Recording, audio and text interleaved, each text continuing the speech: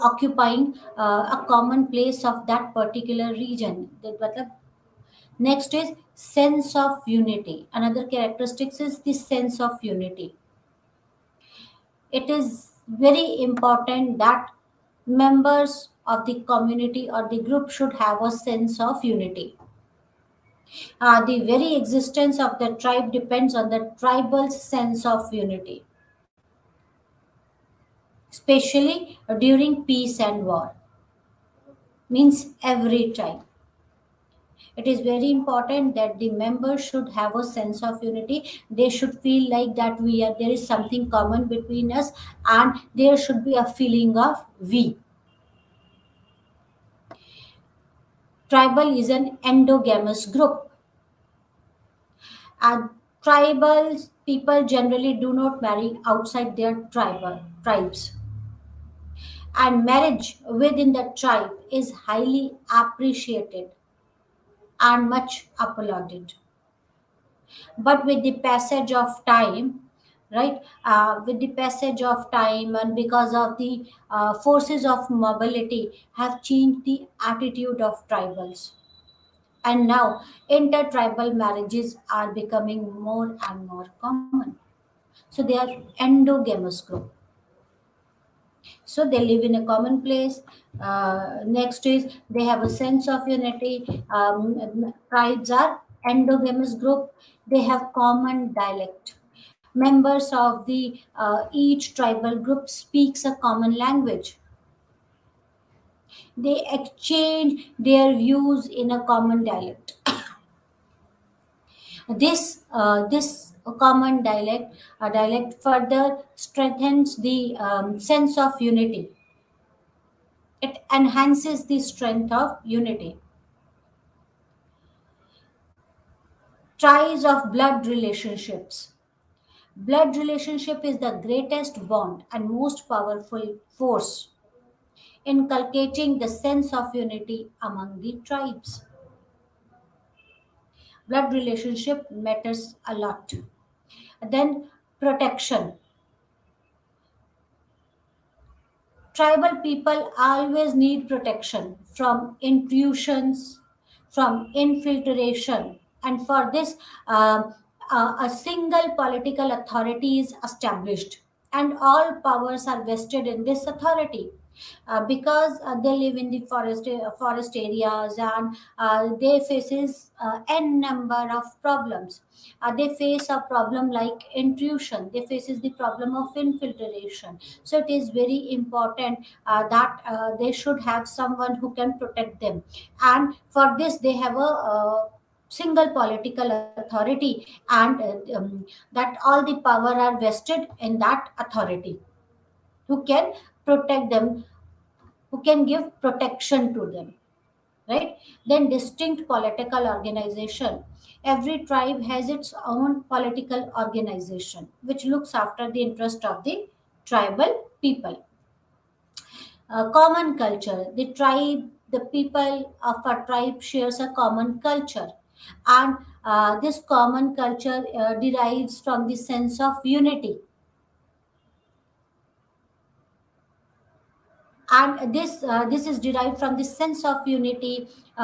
Depend and it depends on the sharing of language, common religion, and a common political organization. So they have a common culture, and this common culture is derived because of the sense of unity, because of the common political organization, because of the common language or sharing of the common language, or because of the common religion. Importance of kinship.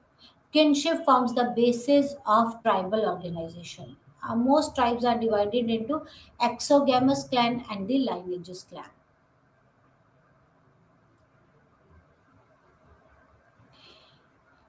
Then next is egalitarian value. Next characteristic of a tribe is egalitarian value. The tribal social organization is based on the principle of equality. There is no institutionalized inequalities on the basis of caste, on the basis of sex. There is no inequalities on the basis of sex or the caste system. The tribes are based on the principles of equality. Simple form of religion. They follow a simple religion. They believe in certain myths and a rudimentary type of a religion. Actually, they believe in totems. Totem is nothing but a symbolic object, signifying object having mystic relationship with the members of tribes. According to totem is what they symbolize anything as a god. That according to them, that object have certain powers. The objects have a mystic relationship with the members of the tribe, right? Next is caste. What is caste? Our society is stratified, divided into stratas, and caste is a system of social stratification. This is caste is one of the bases of social stratification. Various societies have been stratified on the basis of various factors. In India, caste is one of the factors responsible for social stratification, or on the basis of caste, we stratified our society. So, caste is a system of social stratification and it lies at the root of Indian social structure. It involves ranking according to birth and determines one's occupation, marriage, and social relationship. See how important caste is, what role a caste plays in Indian society. That this the roots of the caste lies in Indian social structure. Our social structure is based on the caste, and it is one of the factors responsible on the basis of which it is one of the factors on the basis of which we divide or we stratify our society. And this caste involves a ranking according to birth. In which caste you have taken the birth, in which caste you are born. So accordingly, according to the birth, there is a ranking. Ranking according to the birth is there.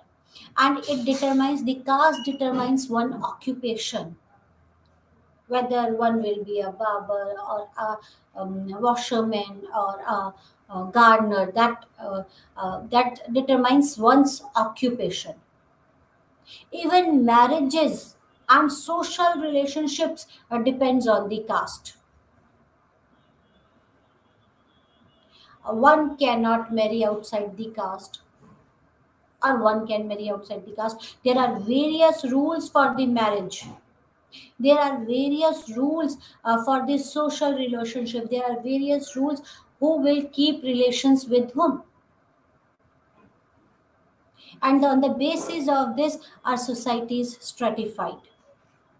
There are prescribed norms, rules, values, and sanctions which governs the social behavior within the caste. So, according to norms, according to sanctions, according to values, one should behave. There are given prescribed rules for the social behavior within the caste. How, which occupation one will opt. There are rules for marriage. There are rules for social relationships.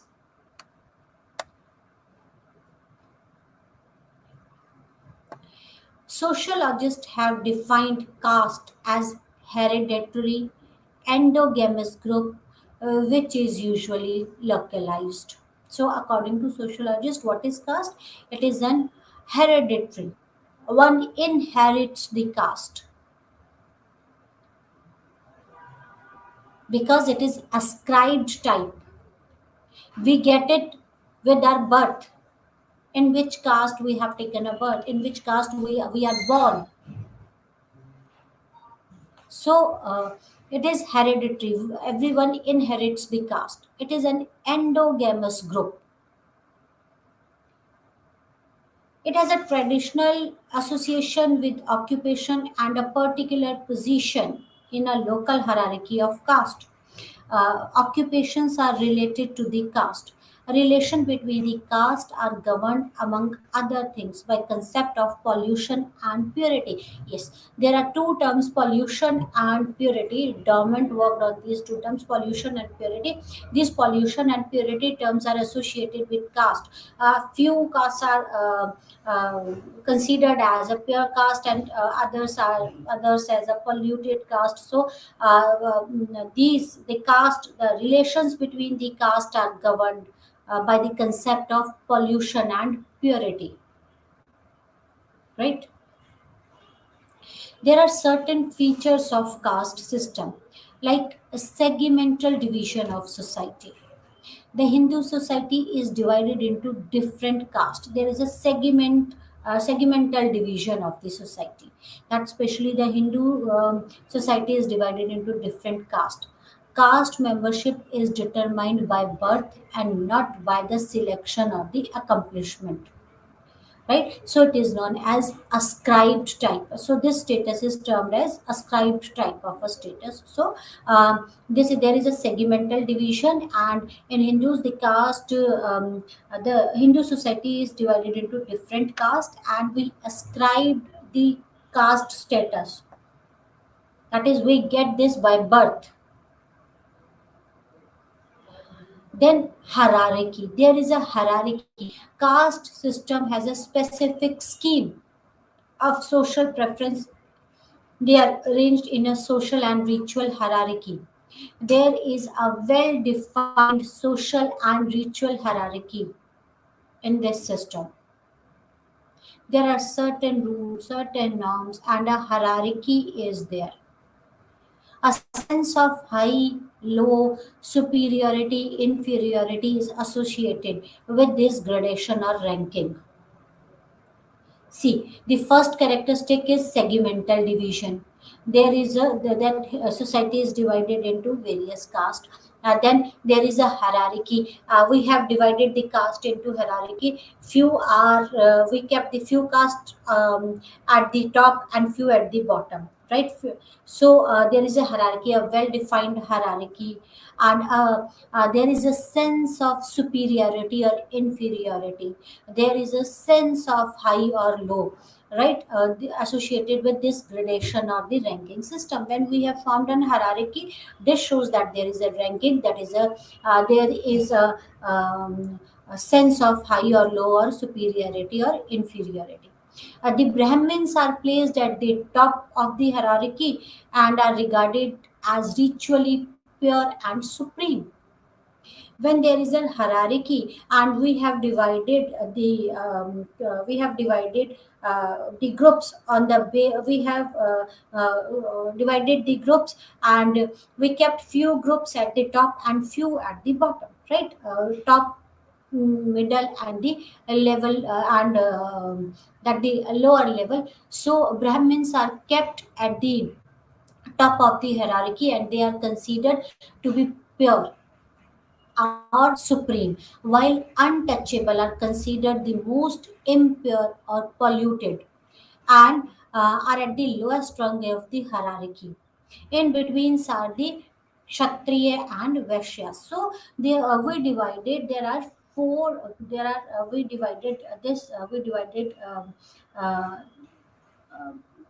it into the four groups. The first is the Brahmin, Kshatriya, Vaishyas, and then untouchables or the Shudras, right? And in this, the Brahmins are kept at the top of the hierarchy, right? And they are considered as pure or supreme, and the untouchables are considered as polluted or impure. And in between are the Kshatriyas and Vaishyas. There are restrictions on feeding and social interaction. This is another characteristic of a caste. So first is we discussed about the hierarchies, we discussed about segmental division, then a restriction on feeding and the social relationships. There are the rules are laid down which governs the exchange of food, which is also called the commensality and social interaction between the different castes. If they want to exchange the food, there are certain norms and the rules how one can exchange the food. If they want, there are the rules for the social interaction. There are restrictions on the kind of food that can be eaten together, received, or exchanged among the castes.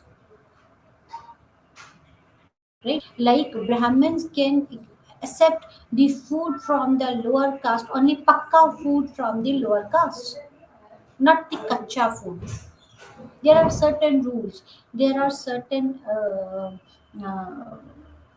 there are certain rules which governs the exchange of foods and the social interaction between the different castes. These rules governs that how can this exchange of food, how this exchange of food can be done. Civil and religious disabilities and privileges of different caste section. There are certain rules for civil and for religion and for uh, actually in civil sense there are certain rules. There are difference in the privileges of different caste sections. Each caste is considered to be more pure or impure than the other in a ritual sense of the term. So each caste is considered to be pure or impure. Brahmins are the most pure caste, right? And untouchables most impure. So there is a right each caste is considered to be pure or impure than the other. There is a comparison whether that caste is pure, more pure, or which caste is more pure than the other, right? The ideology of pollution and purity regulates the relationship between different castes significantly, and this idea of purity and pollution, this ideology of purity and pollution is responsible for the social relationships between different castes. It plays a significant role um, in social relationships. There are several taboos practiced by the superior caste to preserve the ceremonial purity. Like in past, untouchable were not allowed to enter in the temple. Why? Because the superior caste, because these taboos are practiced by the superior caste to preserve this ceremonial purity. They were not allowed to participate in the religious activities. They were not allowed to drink water from the well or from the tap, which uh, um, which were meant for the pure caste or for the superior castes.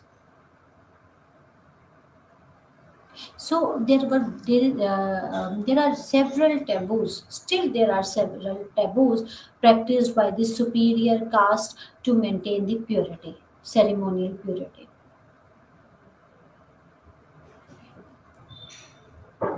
There are restrictions on marriage.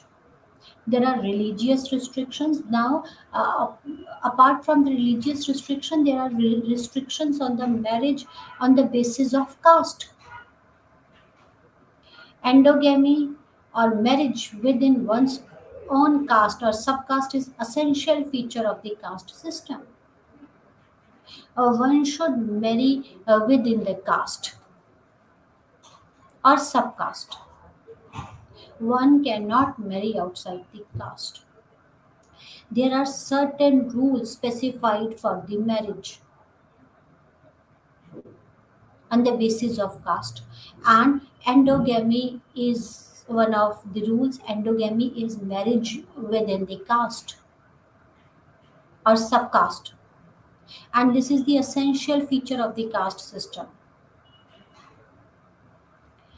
People get married within their own caste or the subcaste. There are few exceptions. In some regions of India, the upper caste men could marry the lower caste women, and this kind of marriage is called the hypergamy. And when an upper caste women marries to a lower caste man, then that is known as hypogamy, and that is not considered good. So that is in some region of India, this hypergamy is there, right? Like when an upper caste man marries a lower caste women, then that marriage is known as hypergamy. Although there are the cases of hypogamy, but hypogamy is not considered good. Although hypergamy is even not that common, right? So there are restrictions on the marriage on the basis of caste, and then lack of unrestricted choice of occupation, or in other words, there is restriction on the occupation. One can choose the occupation according to one's caste. Traditionally, each caste was associated with an occupation. They were ranked higher and lower on the basis of ritual purity or pollution on their associated occupation. So one was that is caste was associated with an occupation. Lack of unrestricted choice of occupation was there, although society is changing drastically, but still there are certain cases, right? They were ranked these occupations are ranked higher or lower on the basis of ritual purity or pollution.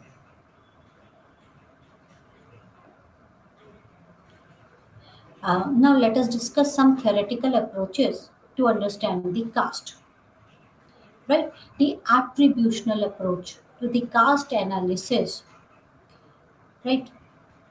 First is the attributional approach. The sociologists like Ghure, G.S. Ghure, J.H. Hutton used this approach and defined the caste system through its significant features. uh, we discussed the characteristics or the features of the caste, right? And J.S. Gure and J.H. Hutton defined the caste system through their significant features, which we discussed, right? Um, in the book Caste in India, Hutton held the central feature that caste is endogamy, endogamy within a group. So, according to Hutton, he held the central feature that caste in India is endogamy. Around this fact, various restrictions and taboos are built up. Because caste is endogamy, and other things, other taboos, other restrictions are built up on this fact, around this fact only, right? The interaction among various castes do not violate these restrictions placed on the various castes.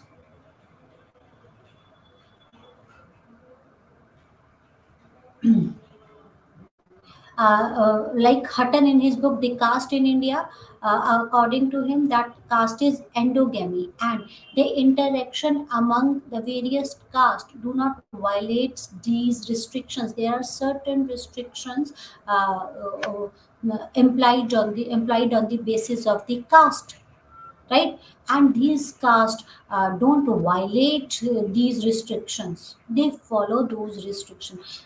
Till now, till day, we follow those restrictions knowingly or unknowingly.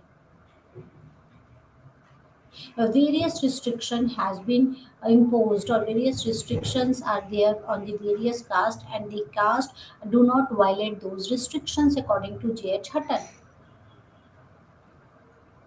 right? Because according to Hutton, caste is endogamy, and because of this endogamy nature of the caste, various restrictions and taboos are imposed on the uh, were imposed, and the caste the caste do not violates the restriction placed on the various castes, right? Caste system, as seen by Hutton, is the taboo on taking cooked food from other than their own caste.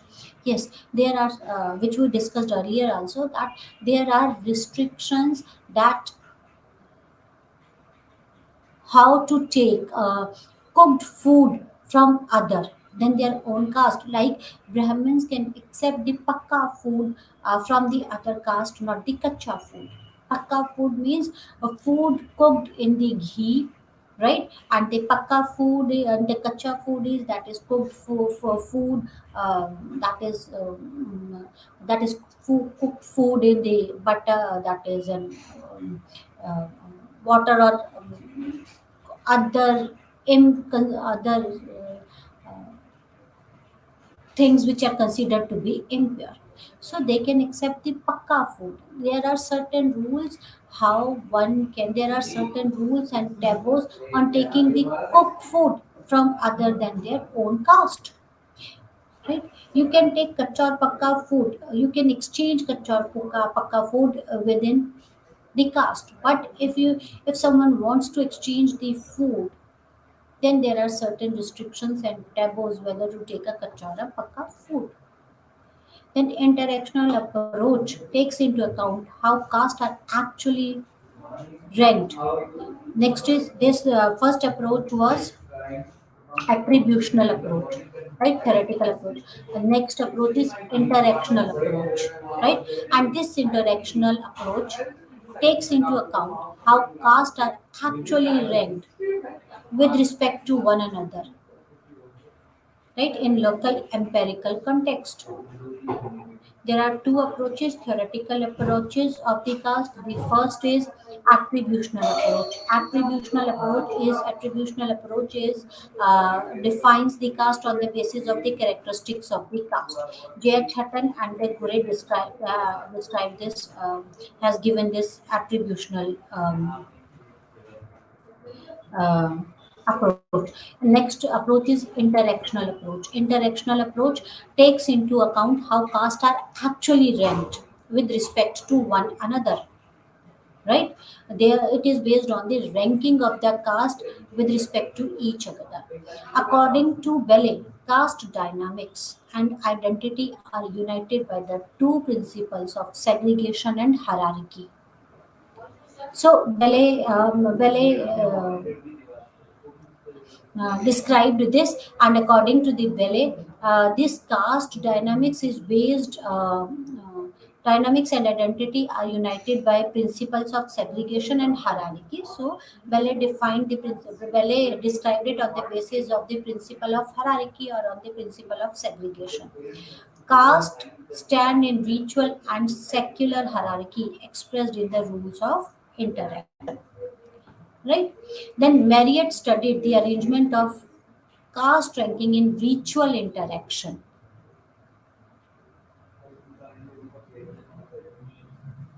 He confirmed that ritual hierarchy is itself linked to the economic and political hierarchy. Ballet described the hierarchy, that is, Ballet described the two principles, that is, the principle of segregation and the hierarchy, right? It is an interactional approach of the caste system. Another is Marriott.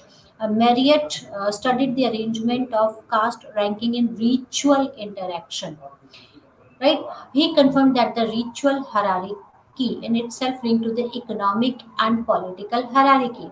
Usually, economic and political ranks tend to coincide. Both ritual and the non-ritual hierarchy affects the ranking in the caste order. Through ritual hierarchy tend to play a greater role. Ritual and non-ritual hierarchies affects the ranking in the caste. Although ritual hierarchies plays an important role, a greater role, right? Then Dumont added new dimension to the study of caste in an interactional perspective. According to him, the local context has a role caste ranking. That is, he has given the concept of purity and pollution. For Dumont, caste is a special type of inequality and hierarchy is the essential value underlying the caste system. Hierarchy and inequality are there. These are the two underlying values of the caste system. And according to Dumont, this integrates the Hindu society.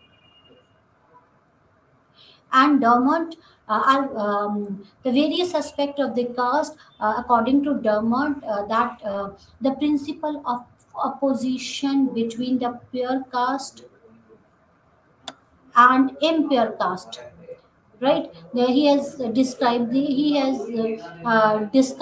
the pure and the impure caste. That is pure unpolluted caste. Pure is superior to impure and has to kept separate, right? So there are the two approaches, the theoretical approaches of the caste system. One is an interactional approach, and the first one was attributional approach discuss the caste on the basis of the characteristics of the caste, right? And interactional approach discuss the caste on the basis of their ranking, on the basis of their hierarchy, right? Bellet, Marriott, and Dumont describe the caste on the basis of their hierarchy, how they have positioned with reference to each other. And then the Dumont described the has discussed the uh, concept of purity and impurity, or purity or pollution, right? Now, caste and class. What is caste and what is class? In Indian society, caste and class are two different forms of social stratification and have been often found to overlap each other. See, our, every society is stratified. There is a stratification of each and every society on the basis of various factors. Indian society is also stratified.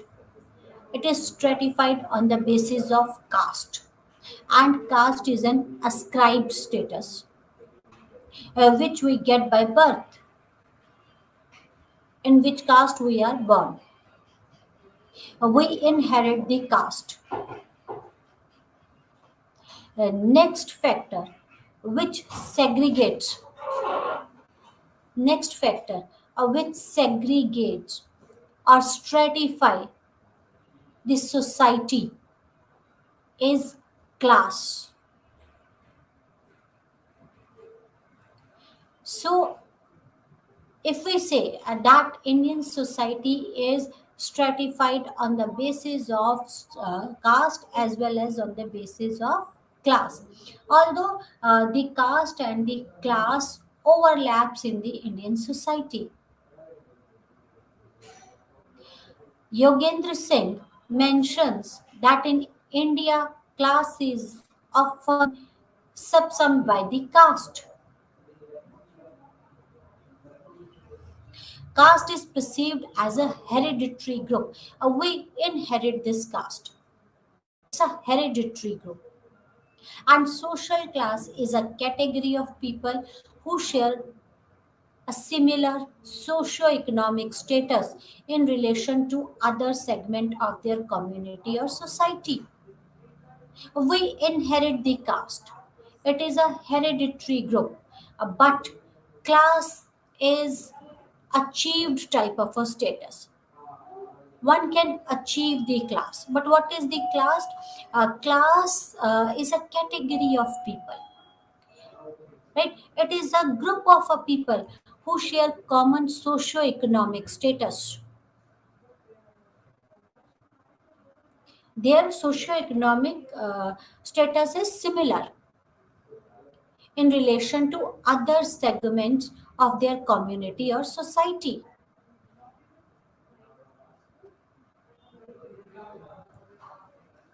Right, so I hope you understand what is caste and what is class. Caste is which is a hereditary type of a status, right, and a group, while class is achieved type of a status. And this class is a category of a people who share common socio similar not common similar socio-economic status in relation to other segment of the community. Andre Bataille, on the basis of his study of caste and class in Sri Rampur in South India, found that the relation between caste and class is dynamic one. Andre Bataille, one of the eminent sociologists, he studied about the caste and class in Sri Rampur of South India. He carried out his field work in the Sri Rampur of South India, and according to him, there is a dynamic relationship between the class and the caste. In tradition, there is a greater congruence between caste and a class. Their caste and class are closely linked with the power structure, which is reflected in terms of ownership of the property, such as land, political or economic standing in the society. So there is a relationship between the class and the caste. Normally, those who belongs to a higher caste, uh, mm, they achieve their targets, uh, that they actually own the lands, they actually own the political and they actually own the politics or the economy of that particular society. So there is a relationship between caste and a class.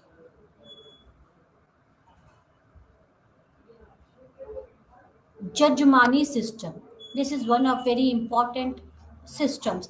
The term Jajmani system was introduced into Indian social anthropology by William Weiser through his pioneering work, The Hindu Jajmani System. In his study of a village in Uttar Pradesh, he discovered how different castes interacted with one another in production and exchange of goods and services. Although there are restrictions on the interaction and exchange of the food between the caste, but this William Weiser observed during his field work. During his study in Uttar Pradesh, he discovered how the different castes interact with one another, that is, in production and exchange of goods and services. It was found that this some variation, this system existed throughout the India. Based on the agriculture system of production and distribution of goods and services, Jajmani system is a linkage between the landowning high caste group and occupational caste. See, there is a relationship between caste and a class. Those who are from the higher caste, they own the lands. This Jajmani system describes how this describes a link between the land owning high caste and relationship between the land owning high caste and the occupational caste, those who work for them. It could be said that the Jajmani system is a system of distribution whereby a high caste land owning families are provided services by various lower castes such as carpenters, barbers, sweepers, etc. So Jajmani system, the lower caste provides services to the higher caste. They work on their land, they work for them, right? It is a system of economic, social, and ritual ties different between different castes and groups in the village. Under this system, there are patrons and service caste. There are patrons and the service caste. Since caste has a traditional association with an occupation, the castes are interdependent on each other to secure multiple services. Yes, occupation is based on the caste, and they caste are dependent on each other to fulfill their needs. Jajmans are actually the higher caste people, right? They get services from lower caste. The serving caste are called Cummins, while the caste served are called judgmans. The higher caste they are known as judgmans, and they are being served by the lower caste. For services rendered by the servicing caste are paid in cash or kind, right? Kind like food, grains, dogs, animals, or other things, right? So the services which has been rendered to the higher class, right? They are paid in the cash. The Rajput, Bhumihar, and Jat are pattern caste in the north, and Reddy and Lingyat in south. Barber, carpenter, blacksmith, washerman, leather worker are the service caste. And this Jajmani system is permanent and hereditary. That is Jajmani system. This Jajmani system, the people inherit this Jajmani system, and this is permanent type of a system, right? Jajmani system is one of the important system. It is This shows how different castes interact with each other to fulfill their needs. They come together, they interact with each other, they exchange goods and services to fulfill their needs. In Jajmani system, there are two castes, the upper caste and the lower caste. The upper caste people are known as the judgment and judgmans, and the lower caste system people are there. The lower caste system play the lower caste serves the judgmans, and in return, judgmans pay them for their services in terms of cash or goods, right? Change and continuity within the caste system. Uh, Caste system changes, but there is a change and continuity within the caste system. Caste system is viewed as a rigid, closed system of stratification, right? It is seen as a closed system of stratification. Closed system of stratification means that cannot be changed. There is no movement because it is considered to be the closed system, so there could be the no movement or mobility from one caste status to the another caste status, right? One cannot move from one caste status to another caste status. Social mobility is the process by which individual or a group move either upward or downward from the one social status in the social hierarchy. What is social mobility? When one either moves upward or downward from the social status in the hierarchy. This social mobility is one of the important feature of the caste system. So this shows that caste system is dynamic, a reality with flexibility in terms of structure and functions. So see, it is considered to be a closed system, but social mobility is there, and this social mobility means that the caste system is a dynamic reality, right? And it is dynamic in nature, and it changes, right? Like this The concept of sanskritization.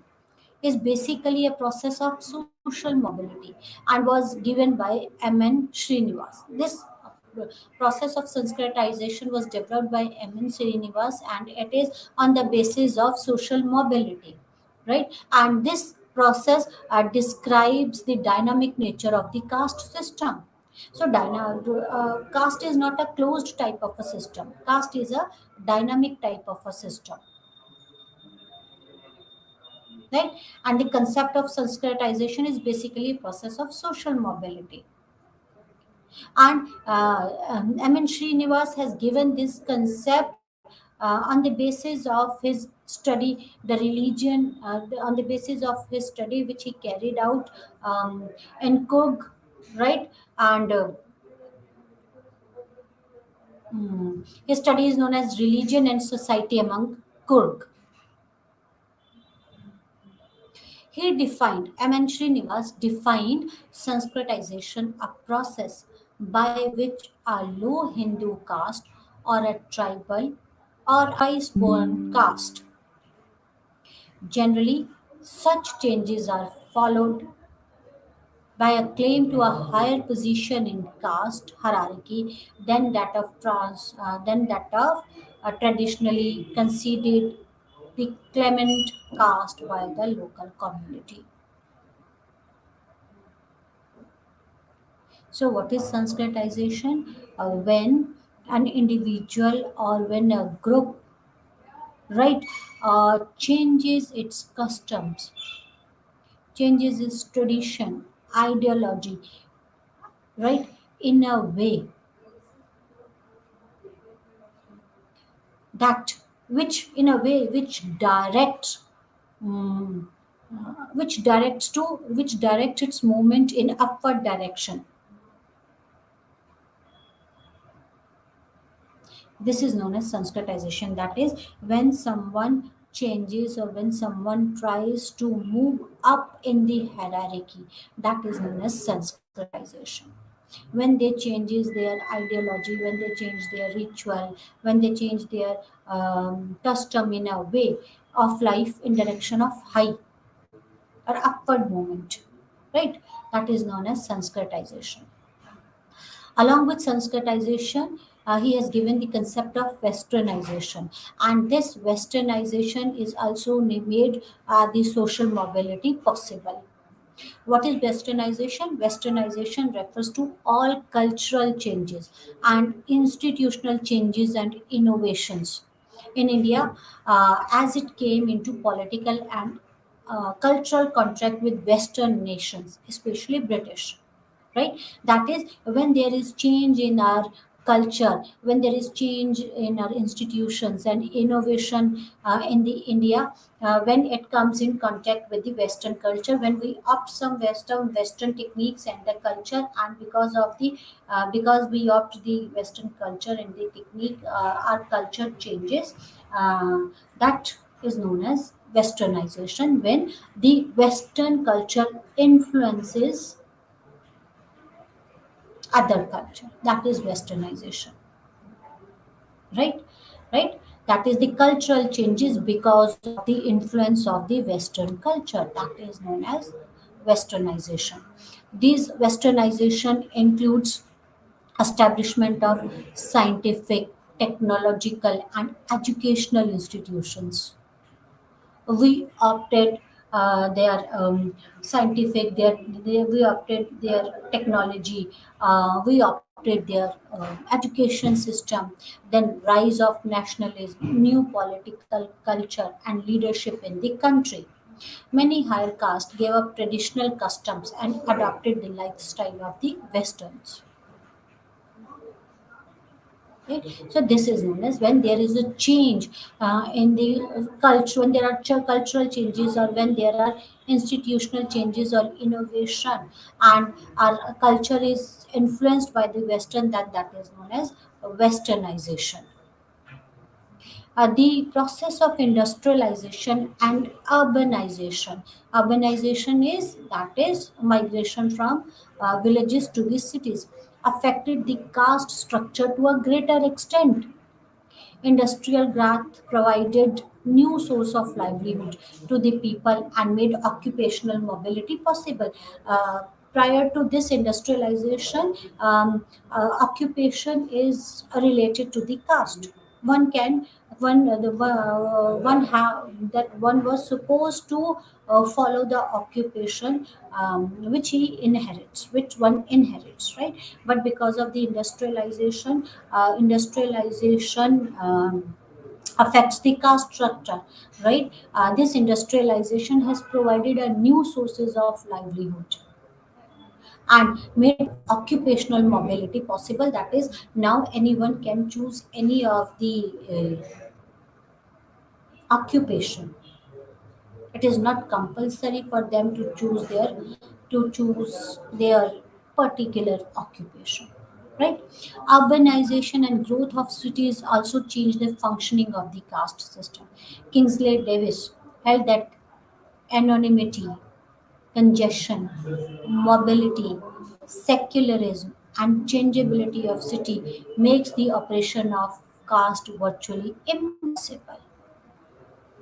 When people move from the villages or the cities because of many of the reasons, no one knows them because of anonymity, because of congestions, because of secularism, because of changeability of the city, then it becomes impossible for everyone to follow the rules of the caste, or it become impossible the operations of the caste.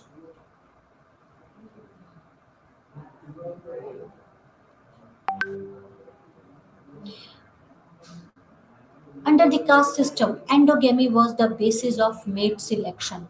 The member of the caste or the subcaste were forbidden by the non-changing social laws to marry outside the group. But at present, the Special Marriage Act 1954, the Hindu Marriage Act 1955 have removed the restriction of endogamy and declared intercaste marriage as legal and valid.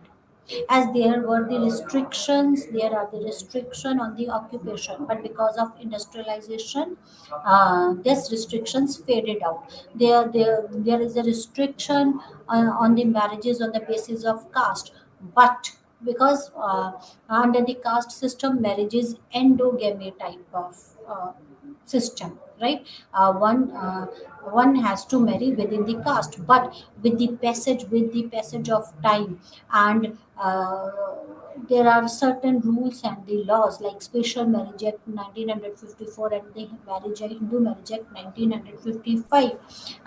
They removed these.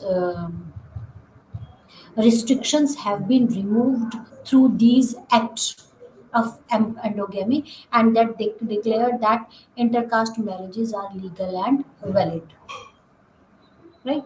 Caste and politics, there is a close link between the caste and politics. The phenomenon of dominance of one caste over the other was an important factor in maintenance of caste system. Economic and political dominance coincided within the ritual dominance.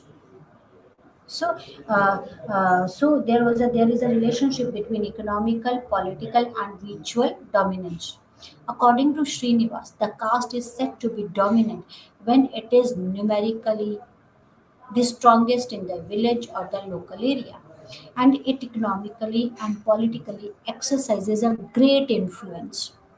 Such factors combined up place a particular caste group of political dominance. See, according to Srinivas, this caste dominance is based on the number,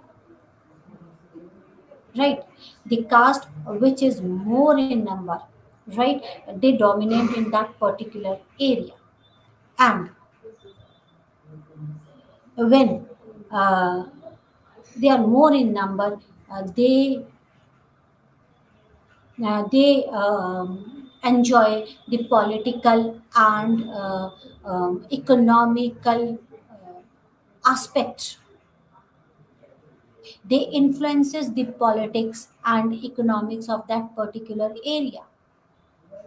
Such factors, that is the number, the politic and the economic influences, right? They combine, these factors combine to a place of a particular caste group in a position of a political dominance because they are large in number, because of their large number, they enjoy political and economical dominance, and it influences the caste, influences the politics. Rajni Kothari has examined the relationship between the caste and politics. He found that the factors of education, government patronage, and expanding franchisee have penetrated the caste system, affecting the democratic politics of the country. Right? Measure to prohibit the caste discrimination. Various measures have been taken to prohibit the caste discrimination, like our constitution is based on the democratic value of equality, liberty, and fraternity. This is the soul of our constitution, that all are equal, liberty, and fraternity, right? It does not allow, our constitution doesn't allow any discrimination on any basis. In order to fulfill the constitutional mandate, several acts were passed in the parliament to end the exploitative and the discriminatory practices against the lower caste, right? The government of India enacted the law and removed untouchability, right?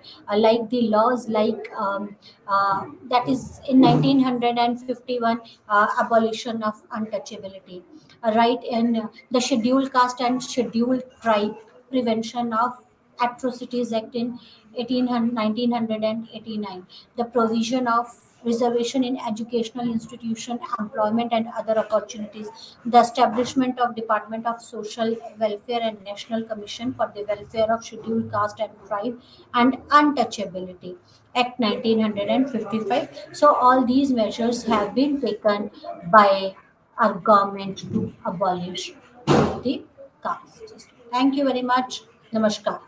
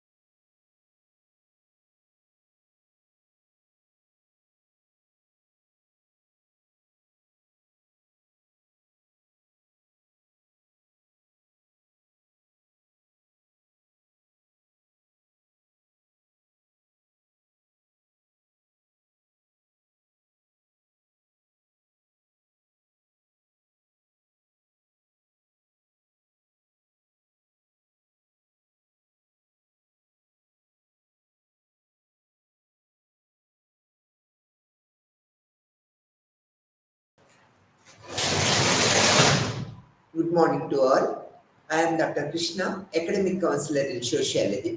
ఈరోజు మనము BSOE 141 అనే book నుంచి unit number urban sociology అనే book నుంచి unit number 9 occupation అనే lesson గురించి చెప్పుకుంటూ ఉంటాం. ఈ ఆక్యుపేషన్ అంటే తెలుగులో మనము వృత్తి అని చెప్తూ ఉంటాం అనమాట. పాత రోజుల్లో మనము క్యాస్ట్ అనే లెసన్ గురించి కూడా చెప్పుకున్నాం.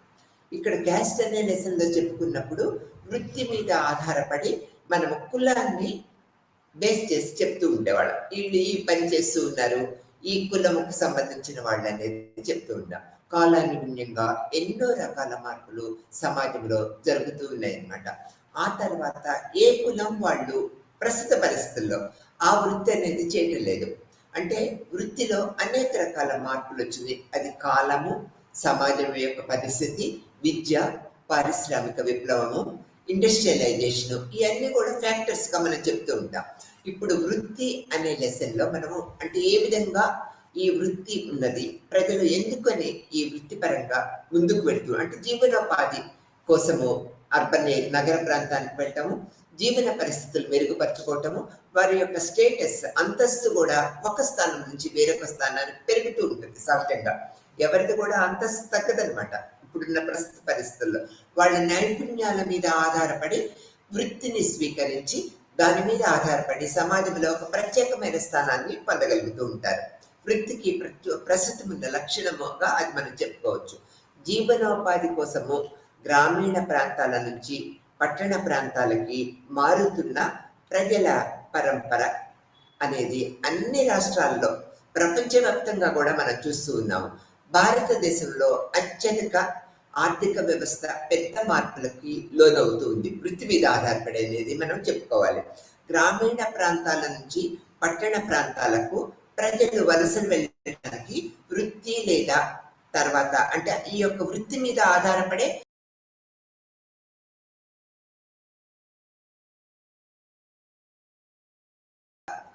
పద్ధతి అనేది తీసుకున్నట్లే సురక్షితం చేయటంలో ఈ యొక్క వృత్తి అనేది కీలక పాత్ర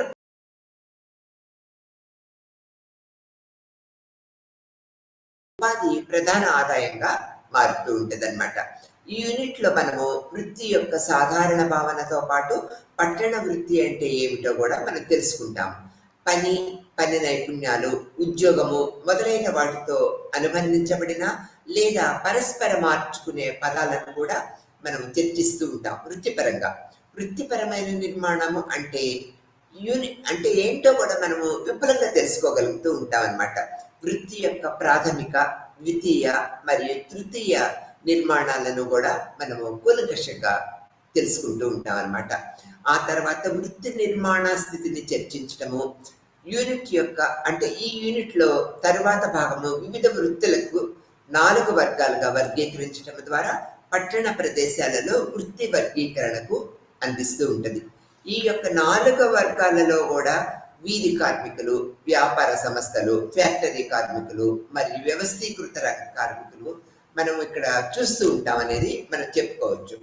ఆ తర్వాత వృత్తిలో ప్రధాన పాత్ర వహించేది వలసలు, మైగ్రేషన్ అని చెప్పుకున్నాం మనం. ఆ లెసన్ కూడా మనకు కంప్లీట్ అయింది. అంటే ఒక ప్రాంతం నుంచి వేరొక ప్రాంతానికి జీవన పరిస్థితులు మెరుగుపరచుకోవటము, తర్వాత జీవన స్థితిగతులు మెరుగుపరచుకోవటానికి, లేకపోతే జీవన ఆధారము ఒక ప్రాంతంలో కోల్పోతూ ఉంటాం, వేరొక ప్రాంతానికి వెళ్ళి జీవన ఆధారాన్ని ఏర్పరచుకోవటము ఈ వలసల ప్రక్రియలో మనం చూస్తూ ఉంటాం. ఈ మైగ్రేషన్ పద్ధతిలో చూస్తూ ఉంటాం.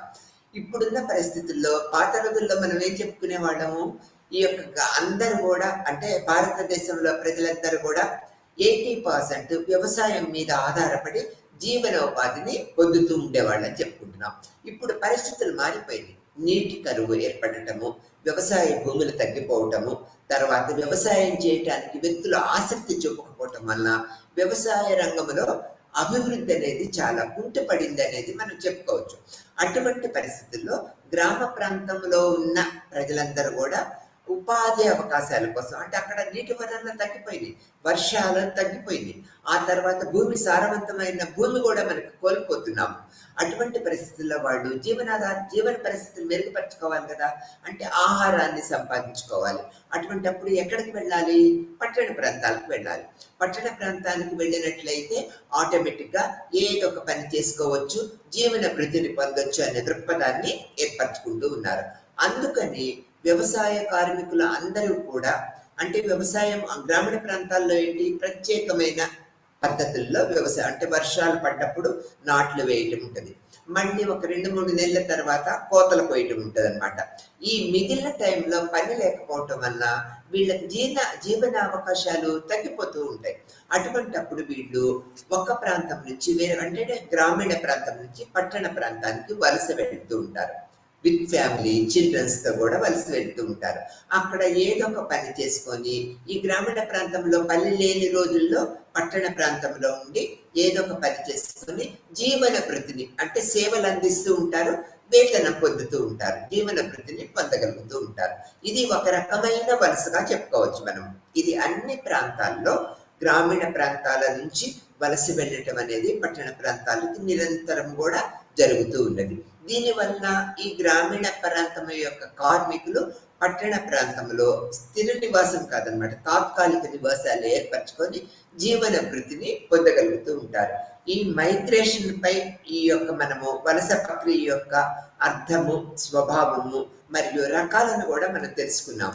గ్రామీణ ప్రాంతం నుంచి పట్టణ ప్రాంతాలకి, పట్టణ ప్రాంతం నుంచి గ్రామీణ ప్రాంతానికి. అక్కడ పట్టణ ప్రాంతం మళ్ళీ గ్రామీణ ప్రాంతంలో కోతలు ఉంటాయి, కొన్ని పనులు ఉంటాయి, ఒక్కొక్క సీజన్లో ఒక్కొక్క రకమైన పనులు ఉంటాయి, మళ్ళీ బ్యాక్ వస్తూ ఉంటారు. లేకపోతే ఒక గ్రామీణ ప్రాంతంలో పని లేకపోవటం వల్ల ఇంకొక గ్రామీణ ప్రాంతాలకు, అంటే నీటి వనరులు ఉన్న గ్రామీణ ప్రాంతాలకి వలస వెళ్తూ ఉంటారు. అంటే గ్రామీణ ప్రాంతాల నుంచి పట్టణ ప్రాంతాలకి, పట్టణ ప్రాంతాల నుంచి గ్రామీణ ప్రాంతాలకి, గ్రామీణ ప్రాంతాల నుంచి వేరొక గ్రామీణ ప్రాంతాలకి, అంటే నీటి వనరులున్న గ్రామీణ ప్రాంతాలకి నిరంతరము వలస వెళ్తూ ఉంటారు. ఎవరు వెళ్తూ ఉంటారు? భూమి లేని నిరుపేదలు, కార్మిక వర్గము వాళ్ళు, అంటే కూలి పనులు చేసుకునే వాళ్ళు ఈ విధంగా వెళ్ళి వృత్తిని స్వీకరించి, అంటే సేవలు అందించి ప్రతిఫలాన్ని పొంది జీవనము సాఫీగా జరిగేటట్లు నిరంతరము చూసుకుంటారు. ఇది ఒక జీవన పోరాటంగా మనం చెప్పుకోవాలన్నమాట. వృత్తి లేక దీనిని పని అని మనం పిలుస్తూ ఉంటాం అన్నమాట. ప్రజలు వారి జీవితంలో చేపట్టే కార్యకలాపాలను కలిగి ఉంటారు, అనేక రకాల పనులు కలిగి ఉంటారు. ఈ పని ఒకవైపు జీవనోపాధిని అందిస్తుంది, వేతనాన్ని కూడా అందిస్తుంది. పల్లె ప్రాంతంలో పాత రోజుల్లో ఏం చేసేవాళ్ళు, మనం సేవలు అందించడం వల్ల అందిస్తూ ఉంటాం. అప్పుడు కోతలు కోసిన తర్వాత, ధాన్యం వచ్చిన తర్వాత ఇన్ని రోజులు పనిచేశారు, ఇంత ధాన్యం ఇవ్వాలి అనేది ఉండేది. ఇప్పుడు అందరూ కూడా ధాన్యం ఇవ్వటం లేదు కదా, వేతనం ఇస్తున్నారు. అంటే ఈ పనికి ఇన్ని డబ్బులు, ఈ పనికి ఇన్ని డబ్బులు అనేది వేతనం ఏర్పరచుకుంటున్నారు.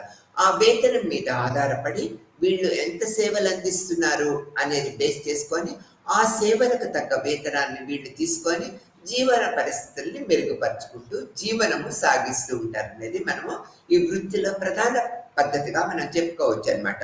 మరొక వైపు ఒక వ్యక్తి యొక్క మొత్తం జీవితాన్ని, గుర్తింపు భావాన్ని మనకి వృత్తి అనేది తెలియపరుస్తూ ఉంటుంది అనమాట. ఇది పనిచేసే నెట్వర్క్ను సృష్టించటము మరియు రోజు చివరిలో జీతము పొందటము అనేది ఈ వృత్తిలో మనం చూస్తూ ఉంటాం. మనుగడ సాగించడానికి ఈ వృత్తి అనేది తప్పనిసరిగా ప్రముఖ పాత్ర వహిస్తుంది. అంటే మనము సేవలు అందించే ప్రక్రియ మీద ఆధారపడి వేతనాన్ని పొందగలుగుతాము. ఆ వేతనం ద్వారా మనము జీవనము సాగిస్తూ ఉంటాం అనేది దీని యొక్క అర్థంగా చెప్పుకోవచ్చు. తర్వాత విధులు పనికి జోడించబడుతూ ఉంటాయి. ఈ పని చేయాలి, ఇంత వేతనం పొందాలి, ఈ పని చేయాలి, ఇంత జీతాన్ని పొందగలగాలి అనేది ఒక పద్ధతి, విధులు ఒక పద్ధతిని ఏర్పరుస్తూ ఉంటాయన్నమాట. వృత్తి మన జీవితంలో ఒక ముఖ్యమైన భావనగా పరిగణిస్తూ ఉంటారు. ఎవరికి?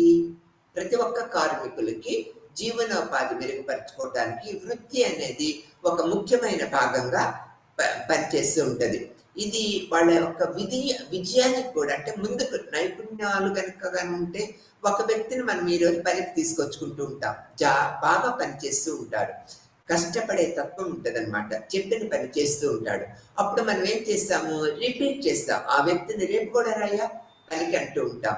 అంటే ఈ నైపుణ్యాలు, నమ్రత, శ్రమపడే తత్వము అన్నీ కూడా ఈ వ్యక్తిని పైకి తీసుకువెళ్తాయి. వేతనం ఎక్కువ ఇవ్వడానికి మనము ఉత్సాహాన్ని చూపుతూ ఉంటాం. కాబట్టి నైపుణ్యాలు, పని అంటే చేసే పనిలో నైపుణ్యం కనిపించినట్లయితే ఎక్కువ వేతనాన్ని పొందగలుగుతాడనేది వృత్తి యొక్క ప్రధాన ఉద్దేశంగా చెప్తూ ఉంటాము. వృత్తి, విధి, నిబంధనలకు సందర్భోచితం చేయటంలో అంతర్దృష్టిని అందిస్తూ ఉంటుంది. ఆ తర్వాత ఇది ఇతర అంతర్ సంబంధిత పదాలుగా మనము ఇది ఏర్పరచుకోవచ్చు. పరస్పరము మార్చుకొని లేదా విస్తృత పదము వృత్తిలో అనుసంధానంగా ఉపయోగించబడుతూ ఉంటుందనే చెప్పుకోవచ్చు. ప్రాథమిక, ద్వితీయ మరియు తృతీయ వంటి 3 వృత్తిపరమైన నిర్మాణాలను మనం ఈ లెసన్ ద్వారా తెలుసుకుంటూ ఉంటాము. పట్టణ వృత్తుల్లో 4 రకాలుగా వర్గీకరించడంతో పాటు ఈ యొక్క వర్గాల వృత్తాలు ఏ ఏ మార్గాల్లో ఉన్నాయి మరియు పట్టణ ప్రాంతంలోని వ్యక్తులచే నిర్వహించబడుతున్న మార్గాలని ఈ వృత్తిపరంగా మనం తెలుసుకుంటాం. ఈ యొక్క వృత్తి యొక్క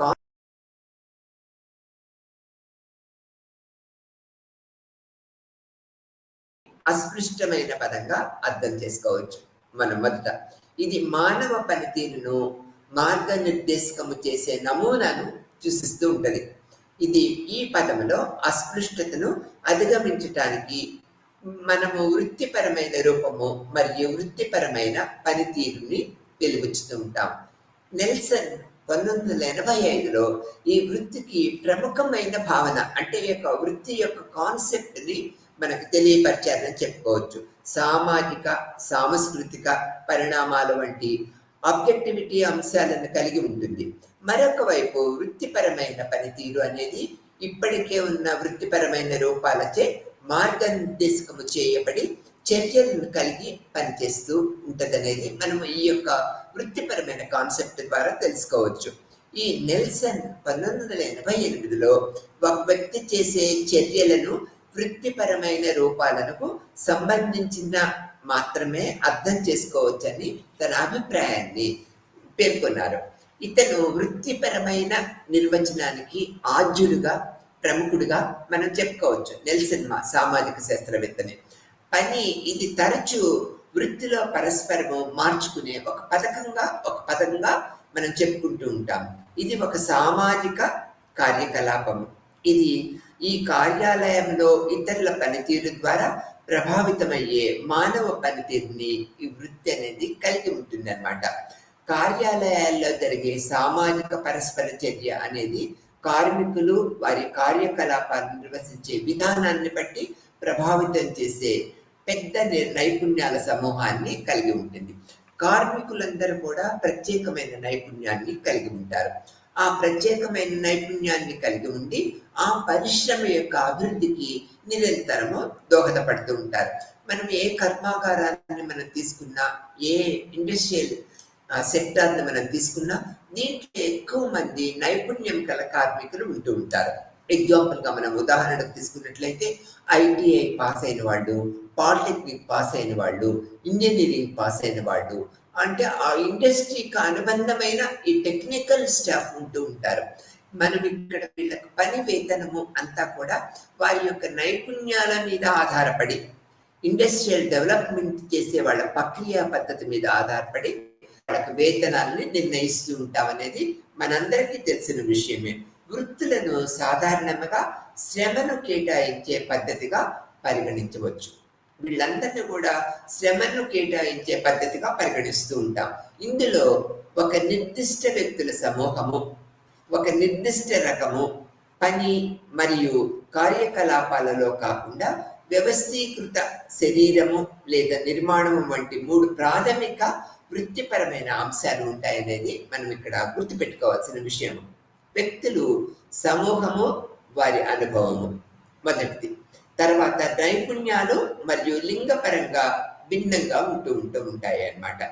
రెండవ అంశము పని రకాలన్నీ కార్యకలాపాలు, ఉత్పత్తులు, ఉపయోగించే సాధనాలని పరిగణలోకి తీసుకుంటాం.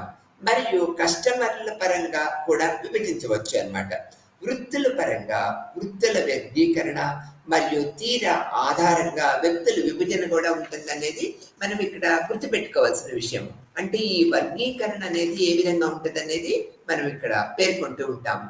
వ్యత్యాసాలు కలిగి ఉన్న వ్యక్తులను తదనుగుణంగా సారూప్యమైన లేదా భిన్నమైన పాత్రల మరియు బాధ్యతలని వీళ్ళు కలిగి ఉంటారు.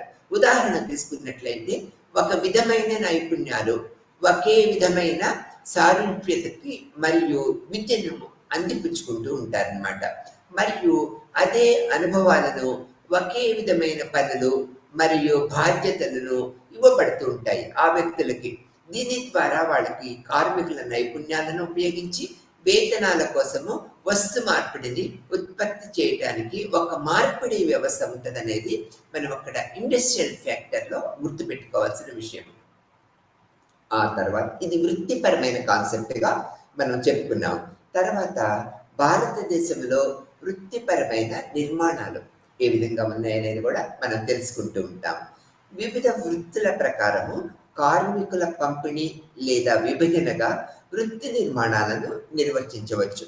భారత జనాభా లెక్కల నివేదిక 2011 ప్రకారము భారతదేశంలో కనీస వృత్తిపరమైన వర్గాలు ఉన్నాయనేది మనం గుర్తించామన్నమాట.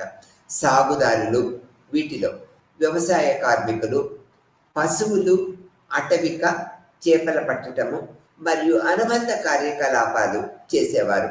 తర్వాత మైనింగ్ మరియు కార్వేయింగ్, గృహ పరిశ్రమల్లో ప్రాసెసింగ్ను తయారు చేయటము, తయారీ మరియు ప్రాసెసింగ్ కాకుండా ఇతర అంశాలను కూడా మనం ఇక్కడ పరిగణలోకి తీసుకోవచ్చు అన్నమాట. తర్వాత గృహ పరిశ్రమ నిర్మాణము, వాణిజ్యము, రవాణా, నిల్వ, తర్వాత కమ్యూనికేషన్, ప్రైవేటు లేదా ప్రభుత్వ యాజమాన్యంలోని అధికారిక మరియు అనధికారిక రంగాలలో కీలక పాత్రలు నిర్వహించే యొక్క కార్మికులను కూడా మనం పరిగణలోకి తీసుకోవాలి. ఇవన్నీ కూడా భారతదేశంలో వృత్తిపరమైన నిర్మాణంలో ప్రముఖ పాత్ర వహిస్తున్నాయి అనేది మనం ఇక్కడ చెప్పుకోవచ్చు. ఈ 10 వర్గాలలో వ్యవసాయ కార్మికులు, పశు పెంపకము, అటవీ చేపల పట్టటము మరియు అనుబంధ కార్యకలాపాలలో మొదటి 3 వర్గాలు వ్యవసాయ ఆధారిత వృత్తులుగా పరిగణించబడుతూ ఉన్నాయనేది మనం ఇక్కడ తెలుసుకోవాల్సిన విషయం అన్నమాట. మిగిలిన వ్యవసాయేతర వృత్తులుగా పరిగణించబడుతూ ఉంటాయి.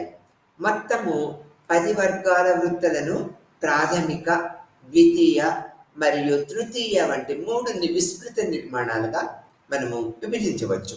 అంటే ఈ 3 విస్తృత నిర్మాణాలు భారతదేశంలో వృత్తిపరమైన ప్రమాణాలని కలిగి ఉంటాయనేది మనం ఇక్కడ గుర్తుపెట్టుకోవాల్సిన విషయంగా చెప్పుకుంటూ ఉంటాము. ప్రాథమిక వృత్తి నిర్మాణాలు ఇవి ఎలా ఉన్నాయనేది మనం ఇప్పుడు తెలుసుకుంటాము.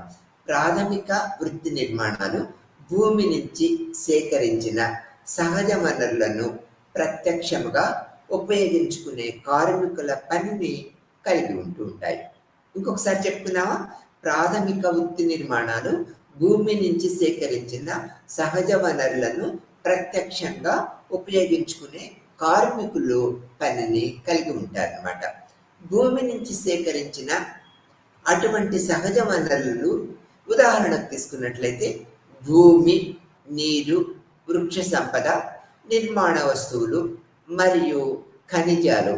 ఈ వనరులు వ్యవసాయము, అటవీ చేపల పట్టటము, మైనింగు మొదలైన వివిధ ప్రాథమిక ఆర్థిక రంగాలలో ఉపయోగించబడుతూ ఉంటాయి. ఈ రకమైన ఉద్యోగాలు బయట నిర్వహించబడుతూ ఉంటాయి మరియు ఈ కారణంగా వాటిని రెడ్ కాలర్ జాబ్స్ అని కూడా పిలుస్తూ ఉంటాం అన్నమాట మనం. ఇక్కడ తర్వాత సెకండరీ ఆక్యుపేషనల్ స్ట్రక్చర్. ఇప్పుడు మనం ప్రాథమిక వృత్తి నిర్మాణాల గురించి చెప్పుకున్నాం. రెండో పాయింట్కి వచ్చేటప్పటికి సెకండరీ ఆక్యుపేషనల్ స్ట్రక్చర్. ఇది ఏ విధంగా ఉన్నదో ఇప్పుడు తెలుసుకుందాం. ద్వితీయ వృత్తి నిర్మాణాలు తయారీ, నిర్మాణము మరియు ఇతర చిన్న మరియు పెద్ద స్థాయి మైనింగ్ వంటి ఉత్పత్తి కార్యకలాపాలను కలిగి ఉంటూ ఉంటుంది.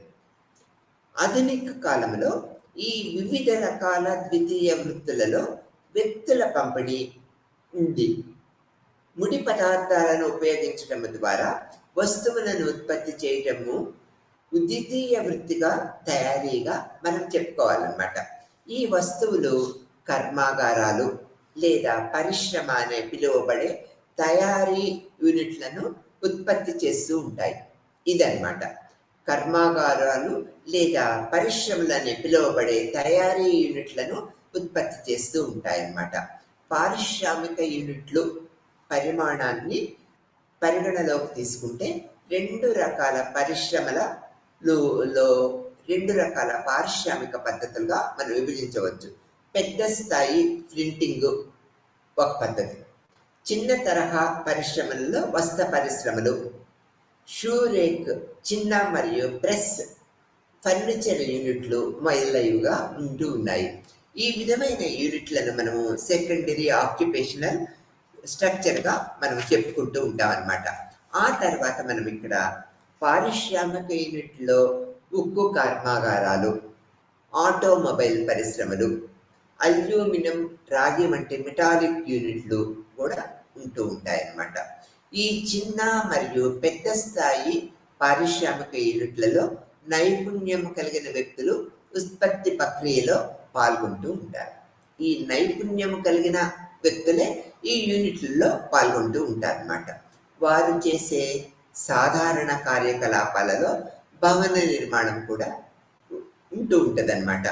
తర్వాత రోడ్లు, వంతెనలు, ఆనకట్టలు, బస్ స్టాప్లు, తర్వాత పార్కులు మొదలైనవి ఈ రకమైన పనుల్లో కేంద్రీకృతమై ఉంటారు. పట్టణ ప్రాంతాల్లో సాధారణ కార్యకలాపాలను పేర్కొన్న పనులు ద్వితీయ వృత్తి నిర్మాణాల్లో ఉన్న వ్యక్తులు గ్యాస్ ఫ్యాక్టరీలు, నీరు మరియు విద్యుత్ విభాగాలు మొదలైన వాటిల్లో కూడా అనేక రకాలుగా ఈ యూనిట్లో ద్వితీయ యూనిట్లో పాల్గొంటూ ఉంటారనేది మనం ఇక్కడ గ్రహించవలసిన విషయం. ఈ యొక్క ద్వితీయ వృత్తి నిర్మాణాల నుంచి ముడి పదార్థాలు విలువైన ఉత్పత్తులుగా కూర్చటం ద్వారా సహజ వనరులకు విలువను ఇతను జత చేస్తూ ఉంటారన్నమాట. మరియు ఈ వృత్తిపరమైన నిర్మాణాన్ని తరచూ బ్లూ కలర్ జాబ్ అని మనము పిలుస్తూ ఉంటాం. ఇక్కడ బ్లూ కలర్ జాబ్స్ అని కూడా పిలుస్తూ ఉంటాం అన్నమాట. ఇది ద్వితీయ స్ట్రక్చరల్ పద్ధతిగా మనం చెప్పుకుంటూ ఉంటాం. ఇక్కడ మనము తృతీయ వృత్తి నిర్మాణాలు గురించి చెప్పుకునేటప్పుడు ఇప్పటికీ చర్చించిన 2 నిర్మాణాలు కాకుండా ఆర్థిక వ్యవస్థలో మరొక వృత్తిపరమైన నిర్మాణము ఉంది. ఇదే తృతీయ వృత్తి నిర్మాణంగా మనం చెప్పుకోవాలి. ఈ 3వ వృత్తి నిర్మాణము తృతీయ వృత్తి నిర్మాణము అంటూ ఉంటాం అన్నమాట. మనం అలా పిలుస్తూ ఉంటాము. ఈ రకమైన వృత్తిపరమైన నిర్మాణము అధిక ఉపాధి అవకాశాలను సృష్టించే సామర్థ్యాన్ని కలిగి ఉంటుంది.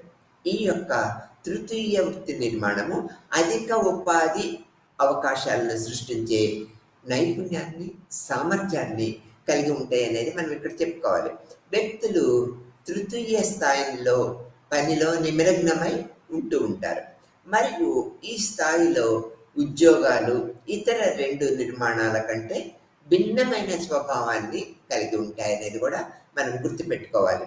ఈ వృత్తిపరమైన నిర్మాణము ఈ సేవా రంగం అని కూడా మనం పిలుస్తూ ఉంటాం. ఇందులో పాల్గొన్న కార్మికులు అనేక రకాల సేవలు మనకి అందిస్తూ ఉంటారన్నమాట. ఈ సేవల్లో హోటళ్ళు మరియు రెస్టారెంట్లలో సేవలు చేస్తూ ఉంటారు. ఈ యొక్క రవాణా మరియు కమ్యూనికేషన్ సేవలు, బ్యాంకింగ్ మరియు బీమా సేవలు, వ్యాపార సేవలు, అలానే రియల్ ఎస్టేట్ సేవలు మనకి అందిస్తూ ఉంటారు. ఇది తృతీయ వృత్తి నిర్మాణంలో ఒక ఇంటర్నల్ పార్ట్గా మనం చెప్పుకోవచ్చు. ప్రజాపాలనలో సేవలు మరియు అందువలన చాలా అభివృద్ధి చెందిన దేశాలలో ప్రజల అభివృద్ధి చెందుతున్న దేశాల కంటే చాలా ఎక్కువ రేటులో తృతీయ వృత్తుల్లో నిమగ్నమై ఉన్నారనేది కూడా మనం ప్రపంచవ్యాప్తంగా గుర్తుపెట్టుకోవాల్సిన విషయం. 1983లో ప్రపంచ అభివృద్ధి నివేదిక ప్రకారము అభివృద్ధి చెందిన దేశాల నుంచి 45 నుంచి 50% మంది ప్రజలు తృతీయ రంగాలలో పనిచేస్తున్నారనేది మనకి ఒక స్టాటిస్టికల్ రిపోర్టు మనకు తెలియపరుస్తూ ఉంటదన్నమాట. ఈ యొక్క భారతదేశంలో మొత్తము శ్రామిక ప్రజలలో కేవలము 20% మంది మాత్రమే తృతీయ వ్యక్తుల్లో, అంటే ఈ తృతీయ వృత్తి నిర్మాణంలో పాల్గొంటున్నారనేది మనం ఇక్కడ తెలుసుకోవాల్సిన విషయంగా చెప్తూ ఉంటాము. ప్రజలు ప్రాథమిక వృత్తి నిర్మాణాల నుంచి ద్వితీయ మరియు తృతీయ వృత్తి నిర్మాణాలకు మారితే ఆర్థికాభివృద్ధి రేటులో పెరుగుదల ఉంటుందనేది మనము ఒక ఆర్థిక అంటే ఎకనామికల్ సర్వేలో మనము తెలుసుకుంటున్న విషయంగా మనము చెప్పుకోవాల్సిన విషయంగా ఇది మనం చెప్తూ ఉంటాం అన్నమాట. ఇక్కడ అర్బన్ వర్గీకరణ వృత్తులు అనేది కూడా మనం దీంట్లో ఈ వృత్తిలో ప్రముఖ పాత్ర వహిస్తూ ఉంటుంది అనేది మనం ఇక్కడ చెప్తూ ఉంటాం. ఇక్కడ అర్బన్ వర్గీకరణ వృత్తులు ఏ విధంగా ఉంటాయో మనం ఇప్పుడు తెలుసుకుందాం. భారత జనాభాలో 1991లో వృత్తిని ఏదైనా ఆర్థికంగా ఉత్పాదక చర్యలో పాల్గొనటముగా నిర్వచించబడుతుంది. ఆర్థిక కార్యకలాపాలలో ఈ విధమైన పాల్గొనటం అనేది శారీరక బలము అవసరమయ్యే వాస్తవ పని వంటి శారీరక శ్రమ కావచ్చు, లేదా సమర్థవంతమైన పర్యవేక్షణ మరియు పని దిశ వంటి మానసిక కార్యకలాపాలను కూడా కలిగి ఉంటుందనేది మనం తెలుసుకోవాల్సిన విషయం. వృత్తి చెల్లింపు మరియు చెల్లించని పని రెండింటినీ కూడా కలిగి ఉంటుంది. చెల్లించని పని అనేది పొలములో లేదా ఏదైనా కుటుంబ కార్యకలాపాలలో చేసిన పనికి అనుగుణంగా ఉంటుందనేది కూడా మనము గుర్తుపెట్టుకోవాల్సిన విషయం. మనకు తెలిసినట్లుగా భారతదేశంలో వ్యవసాయ దేశము అనేది మనం ఫ్రమ్ ది బిగినింగ్ చెప్పుకుంటూ ఉన్నాము. అంటే పురాతన కాలంలో భారతదేశంలో ప్రజలందరూ వ్యవసాయం మీద ఆధారపడేవాడు. 85% ప్రజలందరూ కూడా వ్యవసాయం మీదే ఆధారపడుతూ ఉంటారనేది అనేక లెక్కల్లో మనం తెలుసుకున్నాం. ప్రస్తుత వ్యవస్థలో దాన్ని 45%, 50% కూడా వ్యవసాయం మీద ఆధారపడటం లేదనేది కూడా ప్రస్తుతం మనము తెలుసుకుంటూ ఉన్నాం. ఏది ఏమైనప్పటికీ భారతదేశంలో స్థూల దేశీయోత్పత్తి జీడిపి రేట్ తీసుకున్నట్లయితే పట్టణ ప్రాంతం నుంచి వస్తుందనేది కూడా మనము గ్రహించవలసిన విషయం. ఎందుకంటే పట్టణ ప్రాంతాల్లో ఎక్కువ మూలధనాన్ని కలిగి ఉంటాయి. పట్టణ ప్రాంతం అంతా కూడా ఎక్కువ మూలధనాన్ని కలిగి ఉంటాయి. ఈ కారణంగా జీడిపి ఎక్కువగా ఉంటుందనేది పట్టణ ప్రాంతంలో మనకు తెలిసిన విషయమే. ఈ కారణంగా కూడా పట్టణ ప్రాంతాలను ప్రతి ఒక్కరికి అందుబాటులో ఉన్న ఉపాధి అవకాశాలు గుండె అని పిలుస్తూ ఉంటాం. మనము పట్టణ ప్రాంతాన్ని మనం తీసుకున్నట్లయితే ఇక్కడ మనం ఎక్కువ ఏం చెప్తూ ఉంటాము, ఎక్కువ మనకి ఉపాధి అవకాశాలు ఉన్న ప్రాంతాలు ఏంటంటే అర్బన్ ఏరియాస్ అనే చెప్తూ ఉంటాం. అందుకని పట్టణ ప్రాంతాల్లో ఇప్పుడు జనాభా అనేది ఎక్కువగా ఏర్పడుతున్నారు. ఫర్ ఎగ్జాంపుల్ చూడండి, మనము ఒకప్పుడు హైదరాబాద్ తీసుకున్నట్లయితే ఇక్కడ అతి తక్కువ జనాభా ఉండేవాడు. ప్రస్తుత పరిస్థితుల్లో ఇండస్ట్రియల్ డెవలప్మెంట్ కావచ్చు, విద్యా అవకాశాలు కావచ్చు, ఉపాధి అవకాశాలు కావచ్చు, ఇక్కడే మనము 1,00,00,000 మంది జనాభా ఉన్నాం. తెలంగాణ ఉన్న ప్రాంతంలో ఇప్పుడు 5 crores జనాభాలో మనం దగ్గరగా ఒక 2 కోట్ల మంది జనాభా హైదరాబాద్లోనే మనము నివాసాన్ని ఏర్పరచుకున్నాం.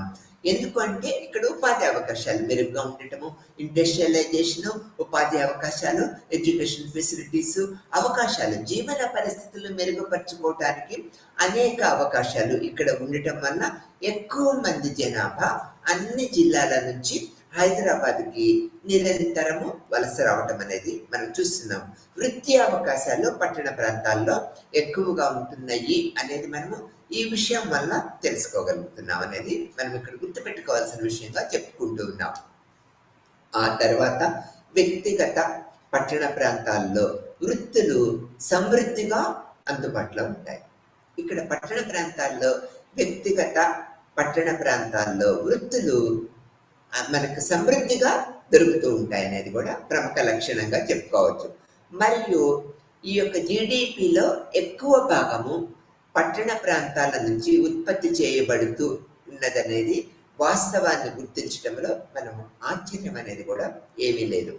పట్టణ ప్రాంతంలో జీడిపి యొక్క మూలాలు ప్రజల జీవనోపాధి కొరకు చేపట్టే వివిధ వృత్తుల మీద ఆధారపడి ఉంటూ ఉంటాయి అనేది కూడా మనం ఇక్కడ గ్రహించవలసిన విషయం అన్నమాట.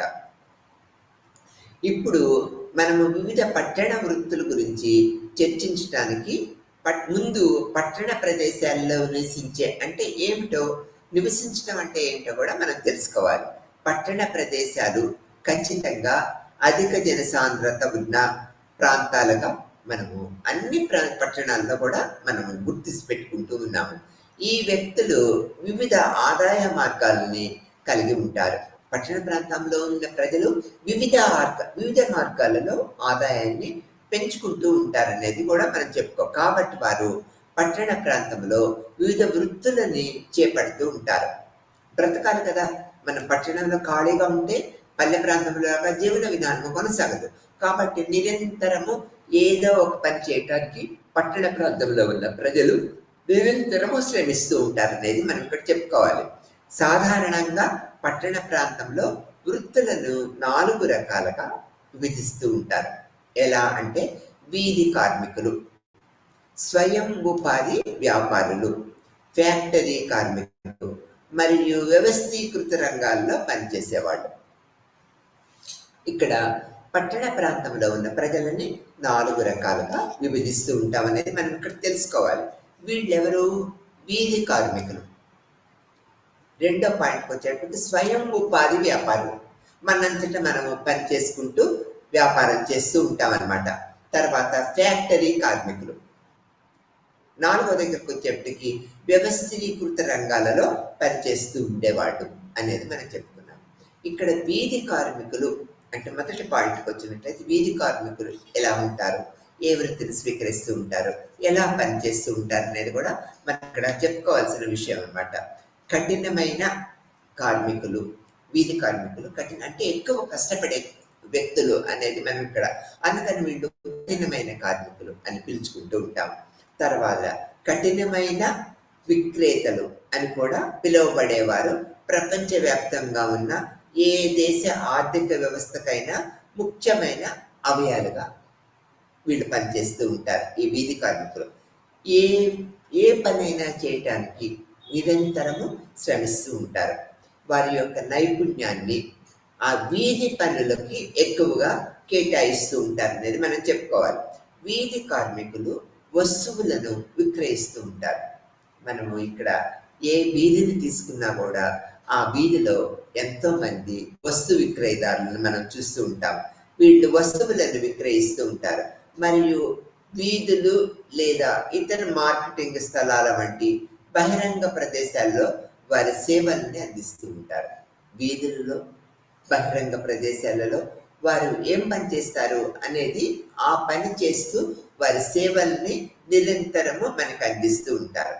ఏదైనా దేశం యొక్క అనధికారిక ఆర్థిక వ్యవస్థను రూపొందించడంలో ఈ వీధి కార్మికులు ముఖ్యమైన పాత్ర వహిస్తూ ఉంటారు అనేది కూడా మనం గుర్తుపెట్టుకోవాల్సిన విషయం. ముఖ్యమైన పాత్రను పోషిస్తూ ఉంటారనేది తెలుసుకోవాల్సిన విషయం. దేశంలోని దాదాపు అన్ని పట్టణాలు మరియు నగరాల్లో వీధి కార్మికులు వీధుల్లో పగలు మరియు రాత్రి పనిచేయడం మనము నిరంతరంగా చూస్తూ ఉంటాం. ఏ పట్టణాన్ని తీసుకున్నా, ఏ నగరాన్ని తీసుకున్నా ఈ వీధి కార్మికులు నిరంతరము అన్ని వీధుల్లో అంటే పట్టణాల్లో కానీ నగరాల్లో కానీ అన్ని ప్రాంతాల్లో వీళ్ళు నిరంతరం పని చేయటాన్ని మనం చూస్తూ ఉన్నాము. తర్వాత వారు స్వయం ఉపాధి పొందుతూ ఉంటారు. వాళ్ళు ఎవరి మీద ఆధారపడరు, వాళ్ళ పని వాళ్ళు చేసుకుంటూ స్వయం ఉపాధిని పొందుతూ ఉంటారు అనేది చెప్పుకోవద్దు. ఉదాహరణకు తీసుకున్నట్లయితే రిక్షా లాగేవాళ్ళు, తర్వాత కూరగాయలు వ్యాపారస్తులు, చెప్పులు కుట్టేవారు, చిరుతిళ్ళు అమ్మేవాళ్ళు, టీలు అమ్మేవాళ్ళు, ఐస్ క్రీంలు అమ్మేవాళ్ళు మొదలైన వాళ్ళు. అంటే వీధి కార్మికులు అంటే మనం ఏం చెప్పుకున్నాము, ఏదో ఒక పని చేసి జీవనోపాధిని ఏర్పరచుకుంటూ ఉంటారు అనేది మనం ఇక్కడ చెప్పుకుంటూ ఉంటాం అన్నమాట. వీళ్ళు ఏం పనులు చేస్తూ ఉంటారు? రిక్షా లాగేవాళ్ళు, కూరగాయలు అమ్మేవాళ్ళు, చెప్పులు కుట్టేవాళ్ళు, చిరుతిళ్ళు అమ్మేవాళ్ళు, లేకపోతే టీ అమ్మేవాళ్ళు, ఐస్ క్రీమ్ అమ్మేవాళ్ళు. అంటే ఇందులో చూడండి, మనము అన్ని రకాల పనులు చేసే వాళ్ళని మనం చూస్తూ ఉన్నాం. అంటే వీధి కార్మికులు ఒక పని మీదే ఉండరనమాట. అన్ని రకాల పనులు చేసేవాళ్ళు మనం ఈ నగరాలలో, పట్టణాల వీధుల్లో చూడగలుగుతూ ఉన్నాం అనేది చెప్తున్నాం. ఈ వీధి కార్మికులు అధికారిక మార్కెట్లలో మరియు పరిమిత ప్రదేశము లేదా పరిమిత ప్రదేశంలో ఉండరు అన్నమాట. వారు శిక్షణ కోసము ప్రభుత్వం నుంచి లేదా క్రెడిట్ రుణాల కోసము బ్యాంకుల నుంచి ఎలాంటి మద్దతు పొందేందుకు అర్హులు కాదు. మనం లోన్లు ఇవ్వాలన్నా, బ్యాంక్ వాళ్ళు ఏదైనా హెల్ప్ చేయాలన్నా వీళ్ళు స్థిర నివాసాన్ని ఉండరు కదా. అనేక రకాల వీధుల్లో నిరంతరం ఒక ప్లేస్ నుంచి వేరొక ప్లేస్కి ఎక్కడ వ్యాపారము అభివృద్ధిగా ఉంటే అక్కడికి వెళ్తూ ఉంటారు. కాబట్టి వీళ్ళు ప్రభుత్వ సహాయాన్ని కానీ బ్యాంకు సహాయాన్ని కానీ ఎటువంటి పరిస్థితుల్లోనూ పొందరు అనేది మనం ఇక్కడ తెలుసుకున్నాము. కాబట్టి వారు కార్మిక చట్టాలు మరియు ఇతర చట్టపరమైన నిర్మాణాలకు వెలుపల పని చేయవలసి వస్తూ ఉంటుంది అనేది కూడా మనము గుర్తుపెట్టుకోవాల్సిన విషయము. పర్యవసానముగా వారు తరచూ పిలువబడే పని పరిస్థితులను అనుభవిస్తూ ఉంటారు. వాడి యొక్క జీవన ఉపాధి కోసము, జీవన అవసరాల కోసము అనేక ప్రదేశాలు నిరంతరము ఒక ప్లేస్ నుంచి ఒక ప్లేస్ మారుతూ ఉంటారు అనేది మనం ఇక్కడ చెప్పుకోవచ్చు. ఆ తర్వాత వీధి కార్మికులకు సంబంధించి మరొక ముఖ్యమైనది సమస్య ఏమిటంటే, వారికి తమ వస్తువులను విక్రయించటముకి దుకాణము లేదా మరేదైనా నిర్మాణపరమైన శాశ్వత ప్రతిపాదికగా ఒక నిర్మాణం, ఒక పర్టికులర్గా ఒక షాప్ అనేది కానీ అది కానీ ఏమి ఉండదన్నమాట. నిరంతరం నువ్వు ఒక ప్రదేశం నుంచి వేరొక ప్రదేశానికి, అంటే ఈ బండ్లు పెట్టుకొని నిరంతరము ఒక ప్రదేశం నుంచి వేరొక ప్రదేశానికి తిరుగుతూ ఉంటారు. వారిలో కొందరు తమ ఉత్పత్తులను షెడ్యూల్లో పెట్టుకొని అమ్ముతూ ఉంటారు, నివసిస్తూ ఉంటారు మరియు విక్రయిస్తూ ఉంటారు. మరికొందరు సైకిళ్లపై ఒక ప్రదేశం నుంచి మరొక ప్రదేశానికి తిరుగుతూ అమ్ముతూ ఉంటారు. ఈ వీధి కార్మికులు ఎక్కువగా గ్రామీణ ప్రాంతాల నుంచి ఆదాయం కొరకు ప్రాంతానికి తిరుగుతూ ఉంటారు అనేది మనం చెప్పుకోవచ్చు. వీధి పని దాదాపు అన్ని దేశాలలో ఉన్న వృత్తి మరియు భారతదేశము దీనికి మినహాయింపు కాదు. భారతదేశంలో వీధి కార్మికుల నిష్పత్తి ఒక నగరం యొక్క మొత్తం జనాభాలో దాదాపు 2% దగ్గర నుంచి 5% వరకు ఉండొచ్చు అనేది అంచనా వేశారు. గ్రామీణ ప్రాంతాల నుంచి పట్టణ ప్రాంతాలకు తక్కువ నైపుణ్యం కలిగిన వ్యక్తులు వలస పెరగడం వల్ల అధికారిక ఆర్థిక రంగాలలో ఉపాధి అవకాశాల లభ్యత తగ్గిందనేది మనము చెప్పుకోవాల్సిన విషయం. భారతదేశంతో సహా అనేక ఆసియా దేశాలలో వీధి వ్యాపారుల సంఖ్య పెరగటానికి ఇది గొప్పగా దోహదపడుతూ ఉంటుంది. ప్రైవేటు రంగాలలో ఉపాధి అవకాశాలు క్షీణించడంతో పాటు తక్కువ చెల్లింపులు మరియు స్వయం ఉపాధి కోసము ముందు ఉద్యోగంలో ఉన్నవారు కూడా ఈ యొక్క వీధి వ్యాపారాలకి మొగ్గు చూపుతూ ఉంటారనేది మనము తెలుసుకోవాల్సిన విషయం అన్నమాట. వీధి వ్యాపారులు నగరాల్లో పనిచేయటము ప్రారంభించేందుకు వారి ప్రైవేటు ఉద్యోగాలని విడిచిపెట్టి కూడా ఎక్కువ మంది ఇది వీధి వ్యాపారంకు వస్తూ ఉంటారు. ఎందుకంటే ఈ వ్యాపారంలో పెట్టుబడి తక్కువ, లాభం ఎక్కువ. ఎక్కువ ఉత్పత్తులు ఎక్కడ ఏ ప్రాంతంలో విక్రయించగలుగుతారో వీళ్ళు ఒక ప్లాన్ చేసుకొని ఆ ప్రాంతంలో వస్తువులను విక్రయిస్తూ ఉంటారు అనేది మనము చెప్పుకోవచ్చు. రెండో పాయింట్కి వచ్చినట్లయితే స్వయం ఉపాధి వ్యాపారం. ఇది వీధి వ్యాపారాలతో పాటు ఇది రెండో పాయింట్ అన్నమాట.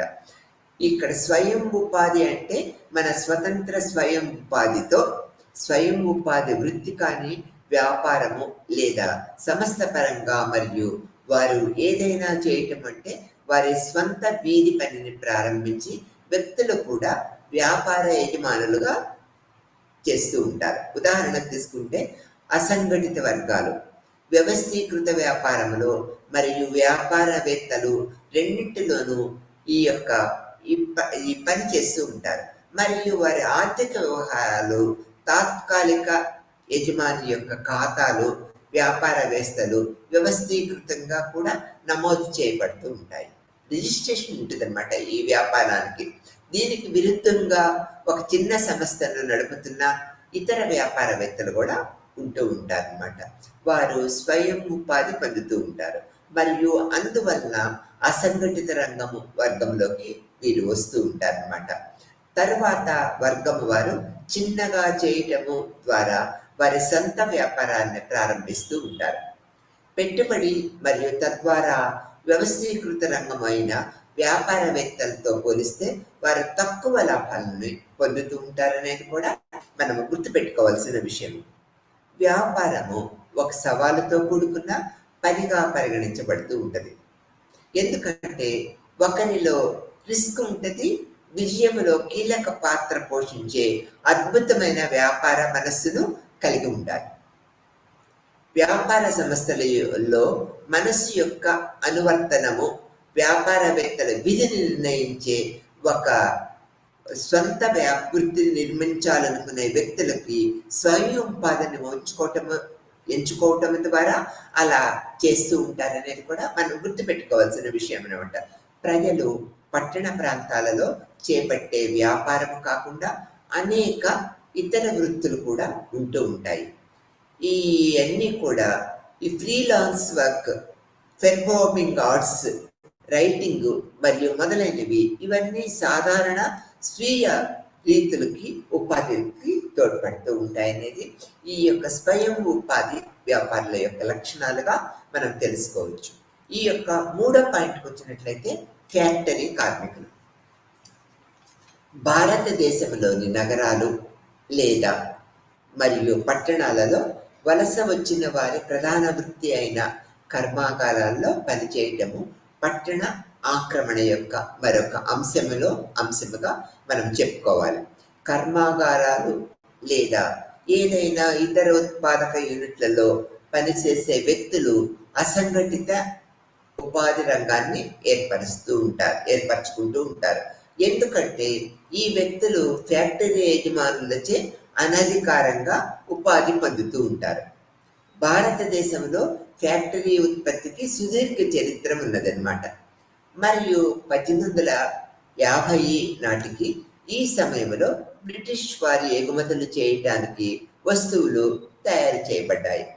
వలస భారతదేశంలో కర్మాగారాలు కలకత్తా మరియు బొంబాయిలో స్థాపించబడ్డాయి. వలస భారతదేశంలో కర్మాగారాలు కలకత్తా మరియు బొంబాయిలో స్థాపించబడి ప్రస్తుతము భారతదేశంలో పరిశ్రమలు నెలకొల్పటానికి కారణము చౌక కార్మికుల లభ్యత. ప్రధాన కారణం ఏంటి? ఇక్కడ బ్రిటిష్ వారి యొక్క మనుగడ సాగించడానికి ఎక్కువ చౌక కార్మికులు లభ్యమవుతూ ఉంటారు. ఉత్పత్తి వ్యయం తక్కువగా ఉండటం.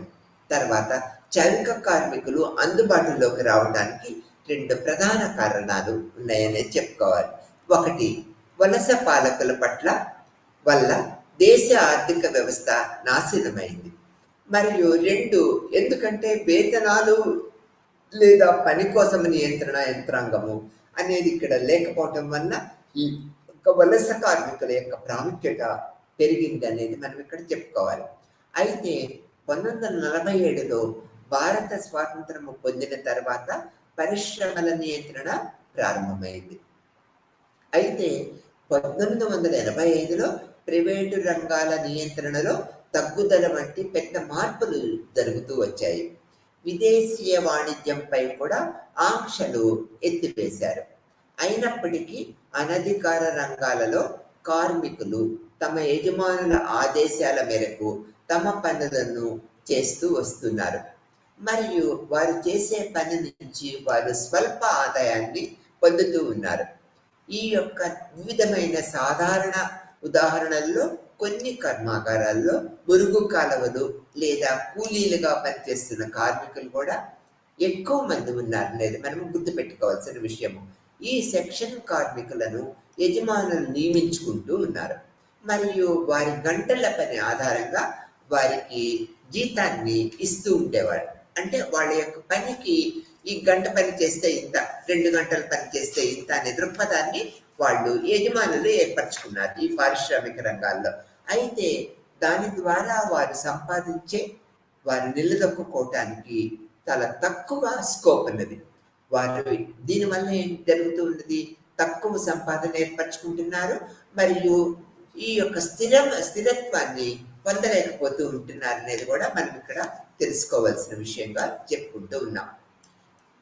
తర్వాత వ్యవస్థీకృత రంగ కార్మికులు, ఇది 4వ పాయింట్గా మనం చెప్పుకుంటూ ఉంటాం.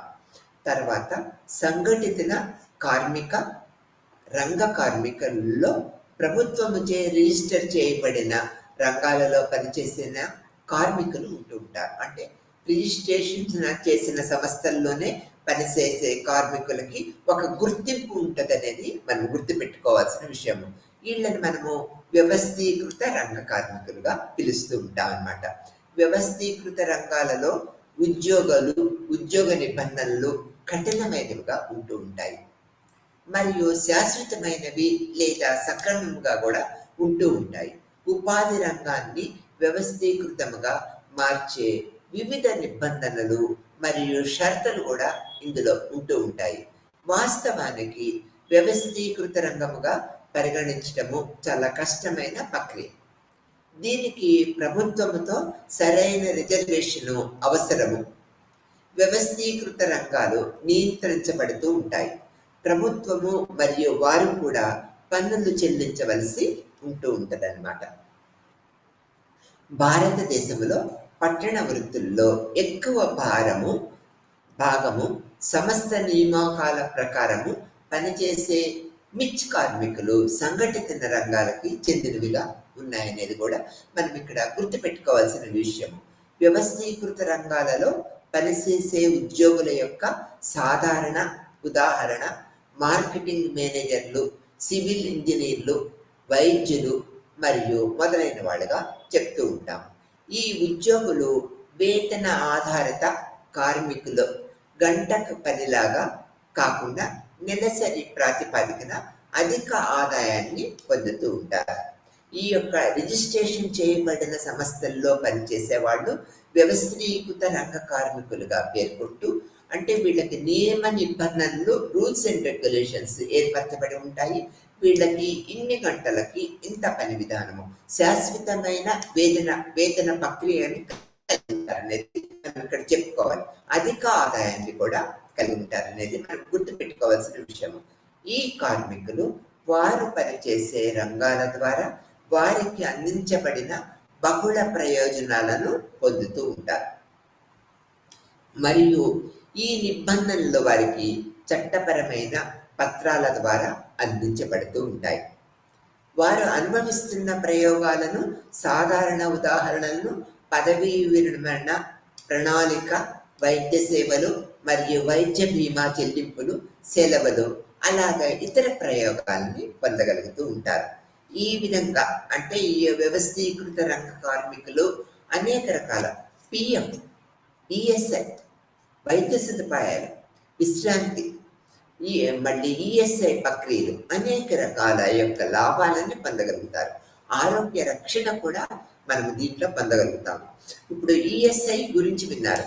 ఎంప్లాయీస్ మనకి ఈ అన్ని వెల్ఫేర్ పథకాలు కూడా వాళ్ళు చూస్తూ, ఇండస్ట్రియల్ డెవలప్మెంట్ యాక్టివిటీస్, ఈఎస్ఐ పథకాలన్నీ కూడా వ్యవస్థీకృత రంగ కార్మికులు పొందగలుగుతూ ఉంటారు.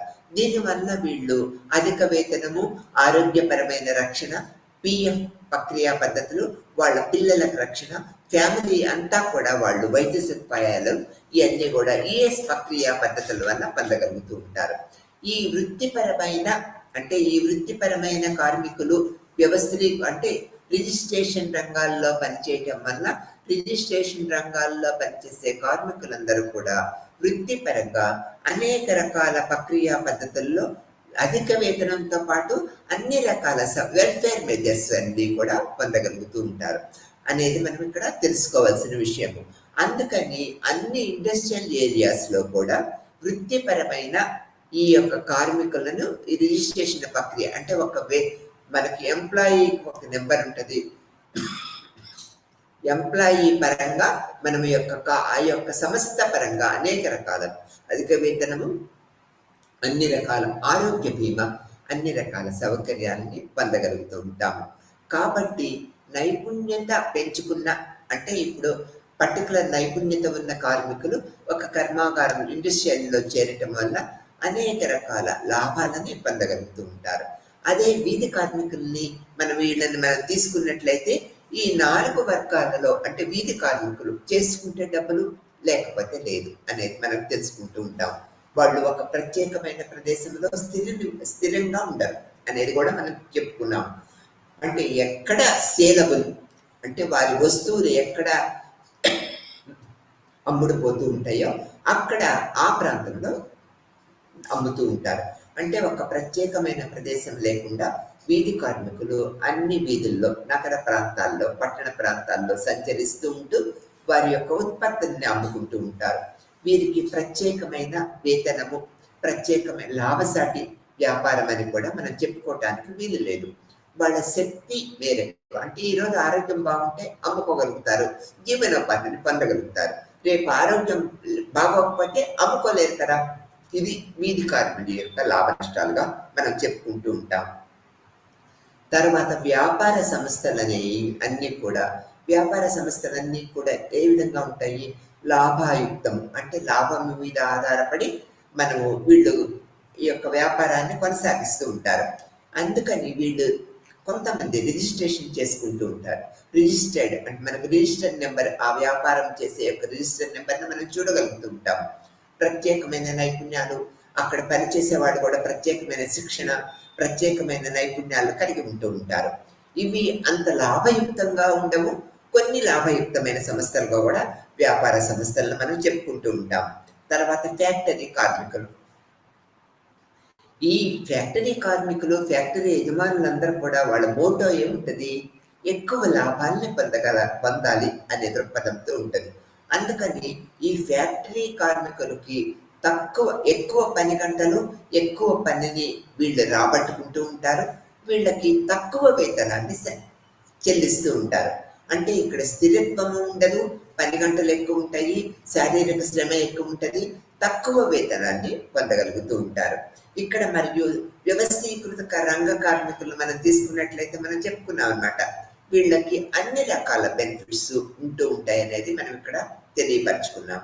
అంటే వృత్తిపరంగా మనము కార్మికులని 4 రకాలుగా డివైడ్ చేసామనేది ఈ లెసన్ ద్వారా తెలుసుకున్నాము. ఎలా?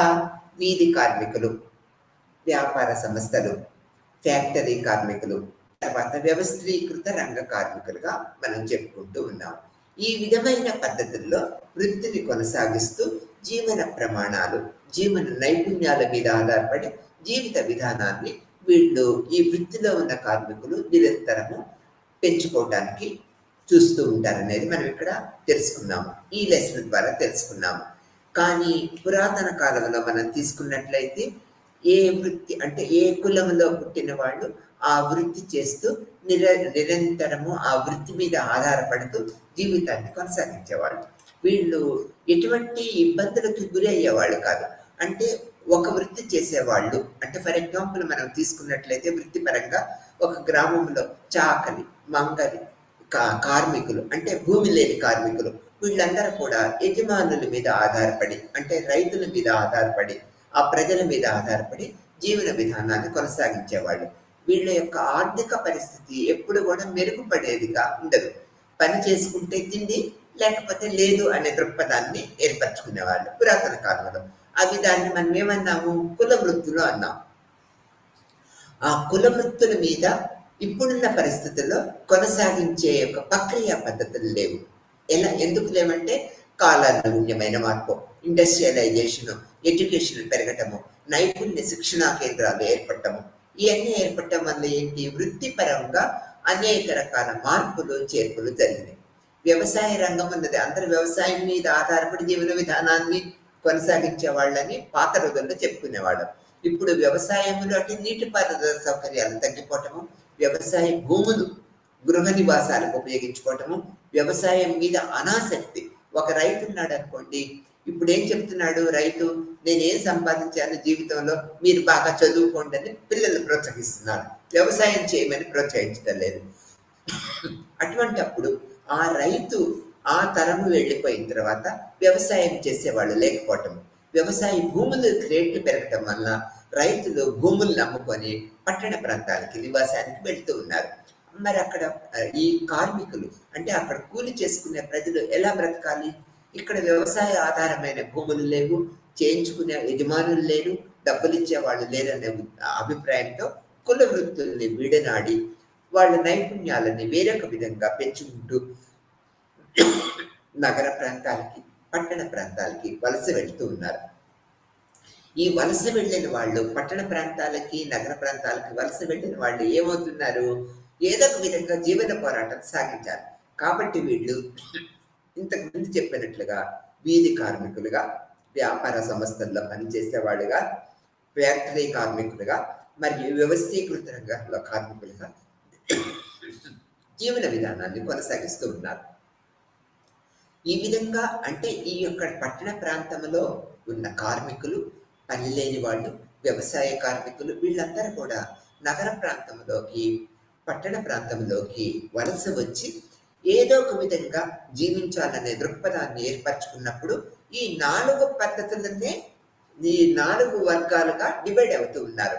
ఎలా అంటే ఇది మనం చెప్పుకున్నాం. వీధి కార్మికులుగా, వ్యాపార సంస్థల్లో పనిచేయడము, ఫ్యాక్టరీ కార్మికులుగా, వ్యవస్థీకృత రంగ కార్మికులుగా పనిచేస్తూ ఉన్నాం. ఆ తర్వాత అందరం కూడా ఎడ్యుకేషన్ డెవలప్మెంట్ ఉన్నాయి, నైపుణ్య శిక్షణా కేంద్రాలు ఉన్నాయి. ఇవి ఉండటం వల్ల ఏం జరుగుతుంది? మన పిల్లలు అందరూ కూడా నైపుణ్యాలను పెంచుకొని ఆర్థికంగా ఎదిగే పద్ధతుల్ని ఏర్పరచుకుంటూ ఉన్నాం. ఈ ఆర్థికంగా పెరుగుదల కోసము అనేక రకాల శిక్షణ పద్ధతులు ఉండటం వల్ల నగర ప్రాంతంలో, పట్టణ ప్రాంతంలో అందరూ కూడా అంటే పేరెంట్స్, తల్లిదండ్రులను తీసుకున్నట్లయితే వారు వాళ్ళ పిల్లలకి అనేక రకాల ప్రక్రియా పద్ధతుల్లో నైపుణ్య శిక్షణను ఇప్పించి, నైపుణ్యాలు పెంచి ఈ యొక్క సుస్థిరత నిలబడటం, నైపుణ్య జీవన విధానం మెరుగుపరచుకోవడానికి నిరంతరము కృషి చేస్తూ ఉంటారు. దీనికి విద్య, ఇండస్ట్రియలైజేషను, అర్బనైజేషను, పారిశ్రామికీకరణ, కమ్యూనికేషన్ ఫెసిలిటీస్, గ్లోబలైజేషను ఇవన్నీ కూడా దోహదం చేస్తూ ఉన్నాయి. వృత్తిపరంగా వ్యక్తుల అభివృద్ధి చెందడానికి ఇవన్నిటికి కూడా నిరంతరము అనేక రకాల మార్పులు, చేర్పులు అంటే మనం వృత్తిపరంగా మెరుగుపరచుకోవడానికి అనేక రకాల అవకాశాలన్నీ కూడా మనము నగర ప్రాంతము, పట్టణ ప్రాంతాల్లో చూస్తున్నాం. ఆ తర్వాత ఇండస్ట్రియలైజేషను, గ్లోబలైజేషను, కమ్యూనికేషన్ ఫెసిలిటీస్ పెరగటము, ఎక్కువ లోన్స్ అంటే బ్యాంక్ వాళ్ళు కూడా అన్ని రకాల కార్మికులకి అంటే వీధి కార్మికులకి, వ్యాపార సంస్థలకి, ఫ్యాక్టరీ కార్మికులకి, వ్యవస్థీకృత రంగ కార్మికులు అన్నిటికి కూడా బ్యాంకింగ్ ఫెసిలిటీస్ పెరిగాయి. లోన్స్ ఇవ్వటము, విచ్చలవిడిగా లోన్స్ ఇవ్వటం కూడా ఇది ఇవ్వటం వల్ల అందరూ కూడా ఒక ప్రదేశాన్ని ఎంచుకొని స్థిరత్వాన్ని ఏర్పరచుకొని అందరూ జీవితం మెరుగుపరచుకోవటానికి వృత్తుల్ని బేస్ చేసుకుంటూ ఉన్నారు. ఏ వృత్తిలో అవకాశాలు ఎక్కువ ఉన్నాయి, ఏ వృత్తిలో జీవన పరిస్థితులు మెరుగుదల చేసుకోవచ్చు అనే దృక్పథాన్ని ఏర్పరచుకొని వృత్తిపరంగా నైపుణ్య శిక్షణలను తీసుకుంటూ ముందుకు వెళ్తూ ఉన్నారు అనేది మనము ప్రస్తుత పరిస్థితుల్లో తెలుసుకోవచ్చు. దీనికి స్టేట్ అండ్ సెంట్రల్ గవర్నమెంట్ అనేక రకాల schemes, private banks, nationalized banks, globalization, industrial development, processing methods అన్నీ కూడా మనకి దోహదం చేస్తున్నాయి అనేది మనం ఇక్కడ చెప్పుకోవాల్సిన విషయం అనమాట. దీనివల్ల ఈ వృత్తి అంటే కుల వృత్తులు కంప్లీట్గా నశించిపోయినాయి అని చెప్పుకోవాలి. తక్కువ మంది కుల వృత్తుల మీద ఆధారపడుతున్నారు. అందుకని ప్రస్తుత పరిస్థితుల్లో ఎడ్యుకేషన్ బేస్డ్ నైపుణ్యాలను డెవలప్ చేసుకొని, స్కిల్స్ డెవలప్ చేసుకొని జీవిత విధానాన్ని మెరుగుపరచుకోవడానికి ప్రతి ఒక్క వ్యక్తి గట్టిగా కృషి చేస్తూ ఉన్నారు. అందుకని ఒక వృత్తిని ఎంచుకునేటప్పుడు తప్పనిసరిగా ఈ వృత్తిలో అవకాశాలు ఏ విధంగా ఉన్నాయనేది చూసుకుంటూ నిరంతరము వృత్తి బేస్డ్గా అంటే వృత్తిని అభివృద్ధి చేసుకొని జీవన పరిస్థితులు మెరుగు చేసుకోవడానికి ఇతను కృషి చేస్తూ ఉన్నాడు అనేది మనం ప్రస్తుత పరిస్థితుల్లో చెప్పుకోవచ్చు. అందుకని వృత్తికి ప్రస్తుత పరిస్థితుల్లో మానసిక పరిస్థితులు, సామాజిక పరిస్థితులు, ఆర్థిక పరిస్థితులు దోహదం చేస్తున్నాయని ఈ లెసన్ ద్వారా మనము చెప్పుకుంటూ ఉన్నాం అన్నమాట. నమస్తే.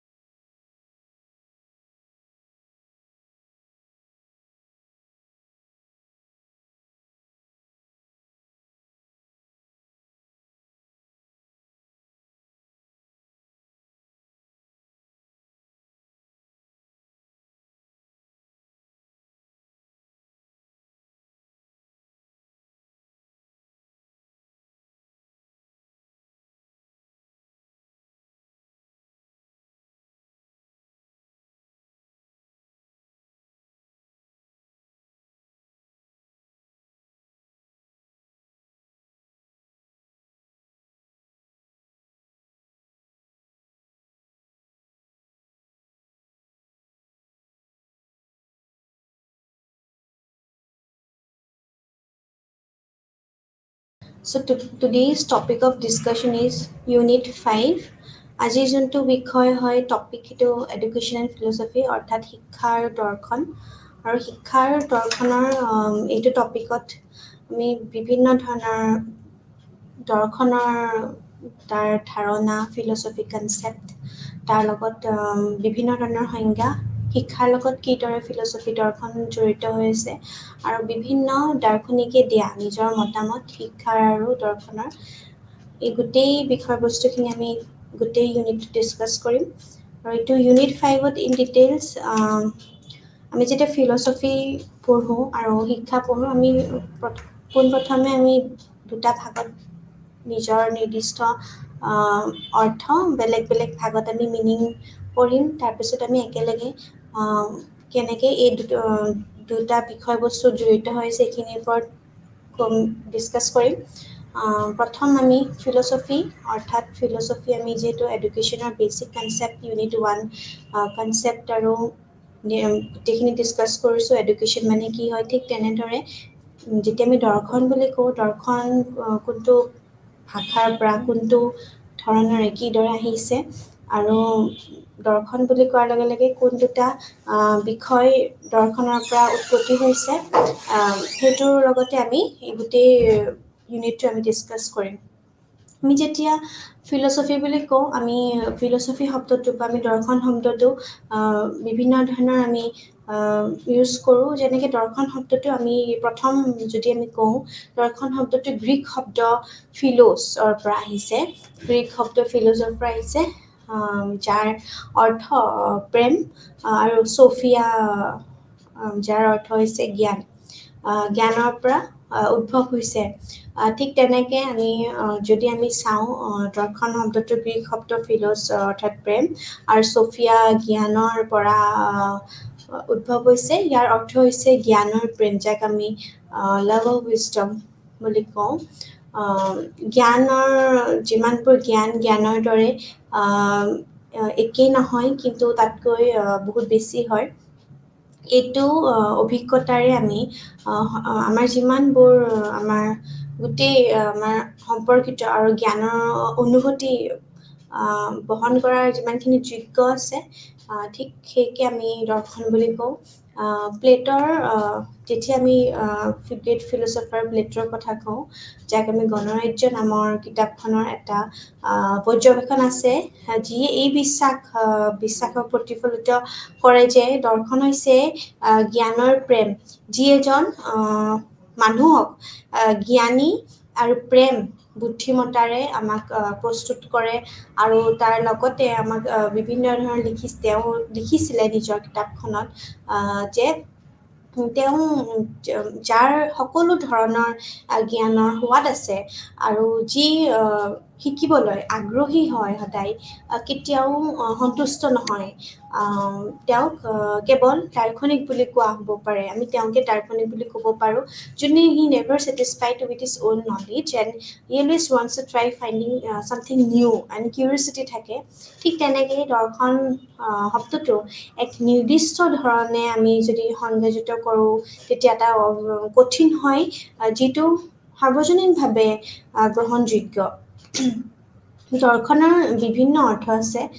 কেতিয়াবা ই এক নিৰ্দিষ্ট চিন্তাধাৰাক বুজায়। সকলো চিন্তাৰ দৰে দৰ্শন এটা সমস্যা সমাধান কৰাৰ প্ৰয়াসৰ পৰা উদ্ভৱ হয়। এক বিজ্ঞানটোৰভাৱে পৰিস্থিতিৰ পৰা অৰ্থ উলিয়াবলৈ বা আমি যদি অপ্ৰয়োজনীয়তাবিলাক আমি বুজাবলৈ চেষ্টা কৰোঁ কিন্তু বেছিভাগ ধৰণৰ চিন্তাৰ বিপৰীতে ইয়াৰ কোনো তাৎক্ষণিক উদ্দেশ্যও নাই। অৰ্থাৎ আমি ক'ব পাৰোঁ যে দৰ্শনে সমস্যাৰ গভীৰ অৰ্থ বিচাৰি যিমানখিনি ওলোৱাৰ দৰে সন্মুখীন হোৱা সমস্যা সমাধান কৰাৰ সৈতে ইমান চিন্তিত নহয়। দৰ্শনৰ জ্ঞান কেৱল সামগ্ৰিকভাৱে শিক্ষাৰ বুজাবুজিৰ বাবেই নহয় শিক্ষাদানৰ কৌশল আৰু সেইবোৰৰ কাৰ্যসূচী ব্যৱহাৰ সিদ্ধান্ত লোৱা বা বাছনি কৰাও মৌলিক হয়।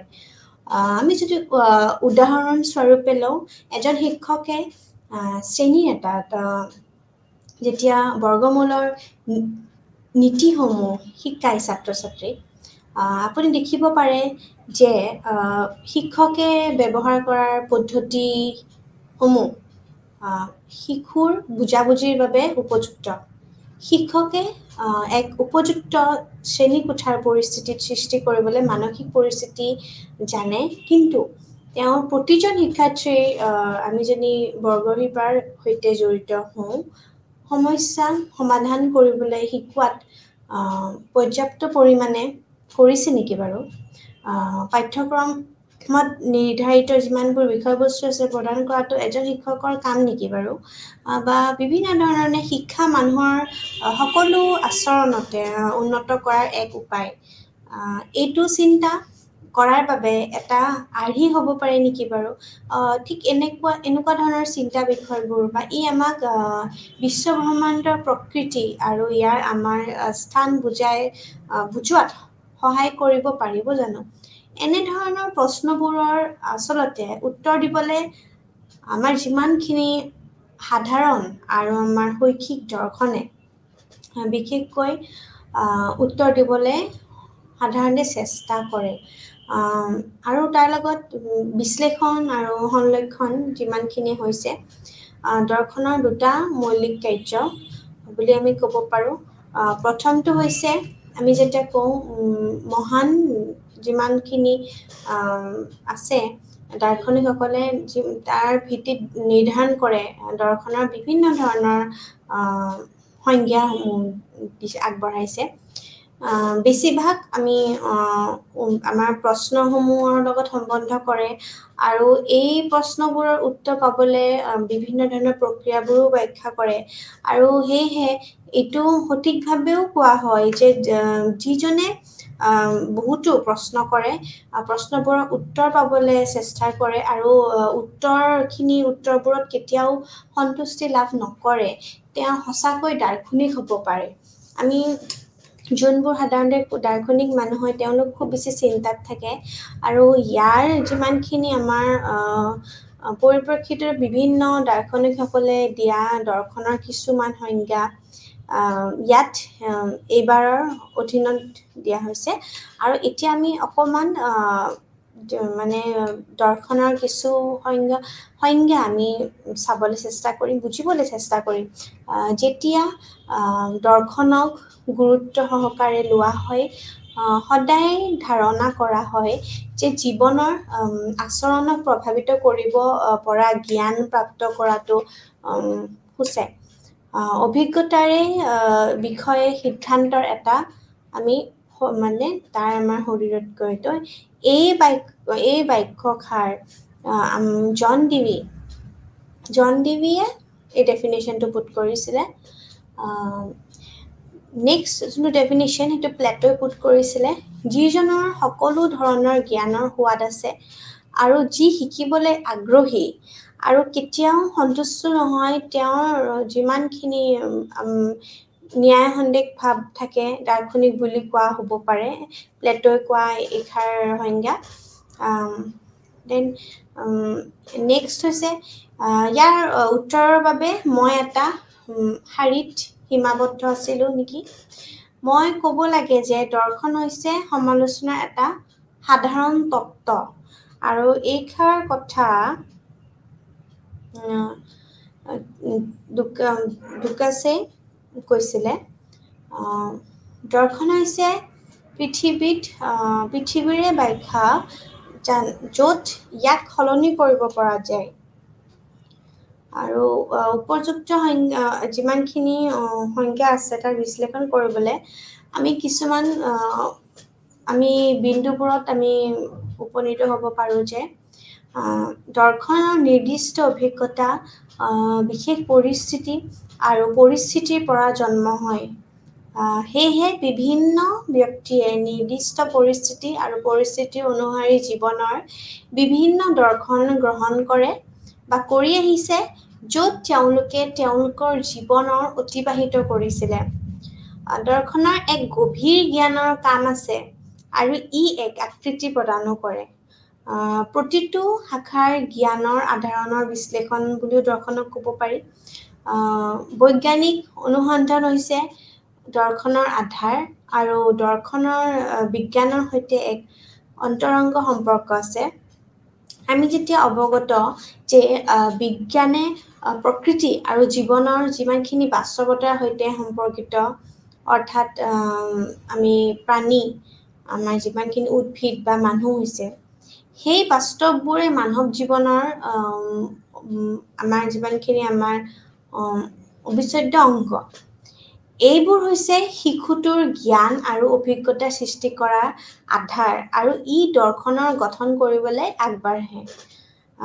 দৰ্শনৰ এটা মুখ্য বৈশিষ্ট্য হৈছে যে নিৰ্দিষ্ট অভিজ্ঞতা, বিশেষ পৰিস্থিতিত আৰু যিমানবোৰ আমাৰ পৰিস্থিতিৰ পৰা আমি ওলাই আহে, সেইসকলে ব্যক্তিক দাৰ্শনিক বুলি আমি ক'ব পাৰোঁ। আমি এতিয়া বিভিন্ন ধৰণৰ আমাৰ ব্ৰাঞ্চেছ অফ ফিলচফি, অৰ্থাৎ ভাগ, দৰ্শনৰ আমি কিছু অংক ভাগ আমি পঢ়িম, আমি চাম ইয়াতে। এই বিষয়ে আগৰ শাখাবোৰতো আলোচনা কৰা হৈছে যে দৰ্শনে জ্ঞান বা পৰিস্থিতি আৰু অভিজ্ঞতাৰ বিষয়ে আলোচনা কৰে। জ্ঞানৰ যিমানবোৰ সংজ্ঞা আৰু আকাৰ দিয়া হৈছে দৰ্শনৰ আটাইতকৈ গুৰুত্বপূৰ্ণ কাৰ্য হয়। ই সদায় আমাৰ যিমানখিনি অতিগ্ৰহণৰ জ্ঞান আৰু আমাৰ প্ৰক্ৰিয়াৰ প্ৰকাৰৰ বিশেষ তত্ত্ব দিয়ে এটা শাখাত আমি সেৱা আগবঢ়াওঁ। যদিও জ্ঞান হৈছে দৰ্শনৰ মুখ্য কাৰ্য, ই বিজ্ঞান লগতে বাস্তৱতা আৰু জীৱনৰ মূল্যবোধৰ বিষয়েও আলোচনা কৰে। সেয়েহে শাখাটোত দৰ্শনৰ বিভিন্ন শাখাৰ আমাৰ মোকাবিলাবিলাক কৰা হৈছে আৰু ইয়াৰ বিভিন্ন দিশে যেনে জ্ঞান, মূল্যবোধ আদিৰ সৈতেও আমি সম্পৰ্কিত হওঁ। এতিয়া আমি কিছুমান শাখা আছে, এই শাখাবোৰ আমি অলপকৈ শিকিম, অলপকৈ আমি জানিব চেষ্টা কৰিম। আমি যেনেকৈ প্ৰথম শাখাটোৱে হৈছে মেটাফিজিক্স বুলি কোৱা যায়। এতিয়া আমি যেতিয়া মেটাফিজিক্সৰ কথা কওঁ, আমি যেতিয়া অধিবিজ্ঞানৰ যেতিয়া ডেৰাইভেটিভ মিনিং হৈছে মেটাফিজিক্স, হৈছে ভৌতিকৰ বাহিৰত কি আছে তাৰ বিজ্ঞান। ইয়াৰ অৰ্থ হৈছে আমি যেতিয়া অধিবিজ্ঞান অৰ্থাৎ মেটাফিজিক্স, অধিবিজ্ঞান শব্দটোৱে চূড়ান্ত বাস্তৱতাৰ বিষয়ে আলোচনা কৰে যে ভৌতিক পৃথিৱীৰ বাহিৰত। এই অধিবিজ্ঞানৰ শব্দটোত মেটা নামৰ দুটা শব্দৰ পৰা উদ্ভৱ হৈছে, যাৰ অৰ্থ হৈছে পিছত, আৰু পদাৰ্থ বিজ্ঞান, যাৰ অৰ্থ হৈছে বিজ্ঞান। গতিকে এইটো ক'ব পাৰি যে অধিবিদ্যাৰ অৰ্থ হৈছে বিজ্ঞানৰ পিছত। আমি যেতিয়া কওঁ, অৰ্থাৎ বিজ্ঞানৰ পিছত শব্দটোৰ প্ৰকৃততে আমি বিমূৰ্ত আৰু ইয়াক উপলব্ধি কৰাটো অলপ আধ্যাত্মিক হ'ব পাৰে। বহুত দাৰ্শনিকে আদিবিদ্যাক বাস্তৱতাৰ তত্ত্ব বুলিও কয়। অধিবিজ্ঞানৰ চূড়ান্ত বাস্তৱৰ প্ৰকৃতিৰ কিছুমান অধ্যয়ন আমি বুজাওঁ। তাৰ লগতে ইয়াত কিছুমান আমাৰ অস্তিত্বৰো আমাৰ প্ৰকৃতি আছে বিষয়ে অনুমান আমি অন্তৰ্ভুক্ত তাৰ লগতে সোমাই থাকে। এইটোৱে প্ৰশ্নটো সুধিছে যে প্ৰকৃততে কি বাস্তৱ, আচলতে ৰিয়েলিটিত আমাৰ কি এক্সিষ্ট কৰে, বাস্তৱ হয়। বাস্তৱৰ প্ৰকৃত বিষয় বিশ্বাসে নিৰ্ধাৰণ কৰে যে বিশ্বব্ৰহ্মাণ্ড আৰু সমাজৰ সৈতে সম্পৰ্ক কেনেদৰে উপলব্ধি আমি কৰিব পাৰোঁ। তেওঁলোকৰে বিশ্বাসে আটাইতকৈ গুৰুত্বপূৰ্ণ প্ৰশ্ন আমাৰ উদযাপন কৰে, যেনে বাস্তৱ কি আৰু কি নহয়। ই নিম্নলিখিত প্ৰশ্ন কিছুমান আমাৰ উত্তৰ দিবলৈ আৰম্ভ কৰে, যেনেকৈ আমাৰ অস্তিত্বৰ কোনো আধ্যাত্মিক পৰিসৰ আছেনে বাস্তৱ জীৱনত, বিশ্বব্ৰহ্মাণ্ডৰ উৎপত্তি কি, আমাৰ কিছুমান আৰু এনেকুৱা প্ৰশ্ন আহে যেনেকে এইটো ইয়াৰ নিজৰ ডিজাইনৰ পৰাই স্বাভাৱিকভাৱে উদ্দেশ্যপূৰ্ণ নে আমি আমাৰ নিজৰ উদ্দেশ্য সৃষ্টি কৰোঁ সেয়েহে বাস্তৱৰ প্ৰকৃতিৰ সম্পৰ্ক আমি যদি কওঁ প্ৰকৃততে সম্পৰ্ক তেওঁলোকৰ আমি অনুমানত যিমানখিনি আমাৰ অধিবিদ্যা আছে আৰু সেই অনুসৰি বিভিন্ন সিদ্ধান্ত আমি আহৰণ কৰোঁ সেয়েহে ইয়াক আমি অধিবিদ্যাক বাস্তৱৰ তত্ত্ব বুলি কোৱা হয় আমি যেতিয়া কওঁ আমি যেতিয়া আমাৰ দৈনন্দিন জীৱনত আমি কিছুমান ক্ষেত্ৰত আমি আগ্ৰহী হওঁ যেনে কিছুমান বিষয় যেনে ধৰক অধিবিদ্যা কেনেদৰে শৈক্ষিক তত্ত্ব আৰু অনুশীলনৰ সৈতে বিভিন্ন ধৰণৰ সম্পৰ্কিত হয় পাঠ্যক্ৰমত অধ্যয়নৰ বা অভিজ্ঞতাৰ আৰু আমাৰ যিমানখিনি দক্ষতাৰ আমাৰ বিষয়বোৰ আছে শিক্ষা অনুষ্ঠানসমূহক সমৰ্থন কৰাৰ সমাজৰ যিমানখিনি আমাৰ দ্বাৰা ধাৰণা আছে তাৰ বাস্তৱতাৰ ধাৰণা প্ৰতিফলিত কৰে বহুতো বিদ্যালয়ৰ বিষয় যেনে ইতিহাস হ'ব পাৰে ভূগোল হ'ব পাৰে ৰসায়ন বিজ্ঞান হ'ব পাৰে অৰ্থাৎ আমাৰ কেমিকেল চায়েন্স হ'ব পাৰে ইত্যাদি শিক্ষাৰ্থীসকলে সদায় বাস্তৱতাৰ কিছুমান মাত্ৰা বৰ্ণনা কৰে উচ্চ বিদ্যালয়ৰ বিজ্ঞানত যদি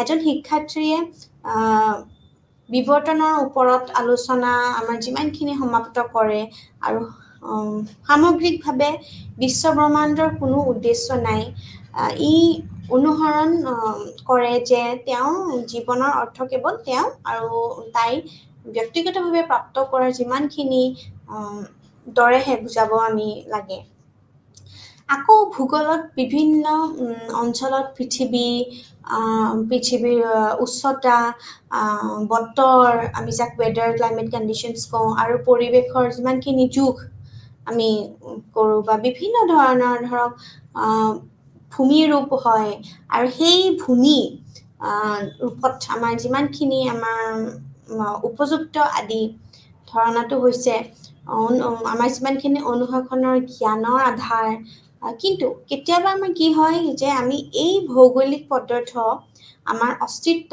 আৰু বাস্তৱতা আৰু মানৱ সমাজৰ বাবে ইয়াৰ এটা উপযুক্তবাদী আমাৰ যিমানখিনি গুণ আছে সেই গুণসমূহ সেই বিষয় বা অধ্যয়নৰ ক্ষেত্ৰত অধিবিদ্যাৰ সৈতে সম্পৰ্কিত হয় আৰু তাৰ লগতে সেই অনুসৰি বিভিন্ন শাখাৰ জ্ঞানৰ আধাৰ আছে আৰু লগতে এই জ্ঞানৰ বাস্তৱতাকো আমাৰ সম্বোধন কৰে যাৰ অৰ্থ হৈছে অধিবিদ্যা জ্ঞানৰ দিশবোৰ আমাৰ যিমানখিনি সম্বোধন কৰাৰ সৈতে অধ্যয়নৰ ক্ষেত্ৰত যিমানখিনি আমাৰ বিষয়বস্তু আছে আধ্যাত্মিক হ'ব পাৰে দৃষ্টিভংগীৰে আমি যদি সঠিকভাৱে আমি যত্ন লোৱা হৈছে তেনেহ'লে বিদ্যালয়ৰ পাঠ আমাৰ যিমানবোৰ পাঠদান বা আমাৰ কিতাপ পত্ৰ পাঠ্যক্ৰম আদি শিক্ষাদানৰ পদ্ধতিবোৰো আমি ৰচনা কৰাত আমাৰ ব্যৱহাৰ হয় আমি যেতিয়া নেক্সট আমাৰ যোনটো ব্ৰাঞ্চ আছিলে সেইটো হৈছে আমি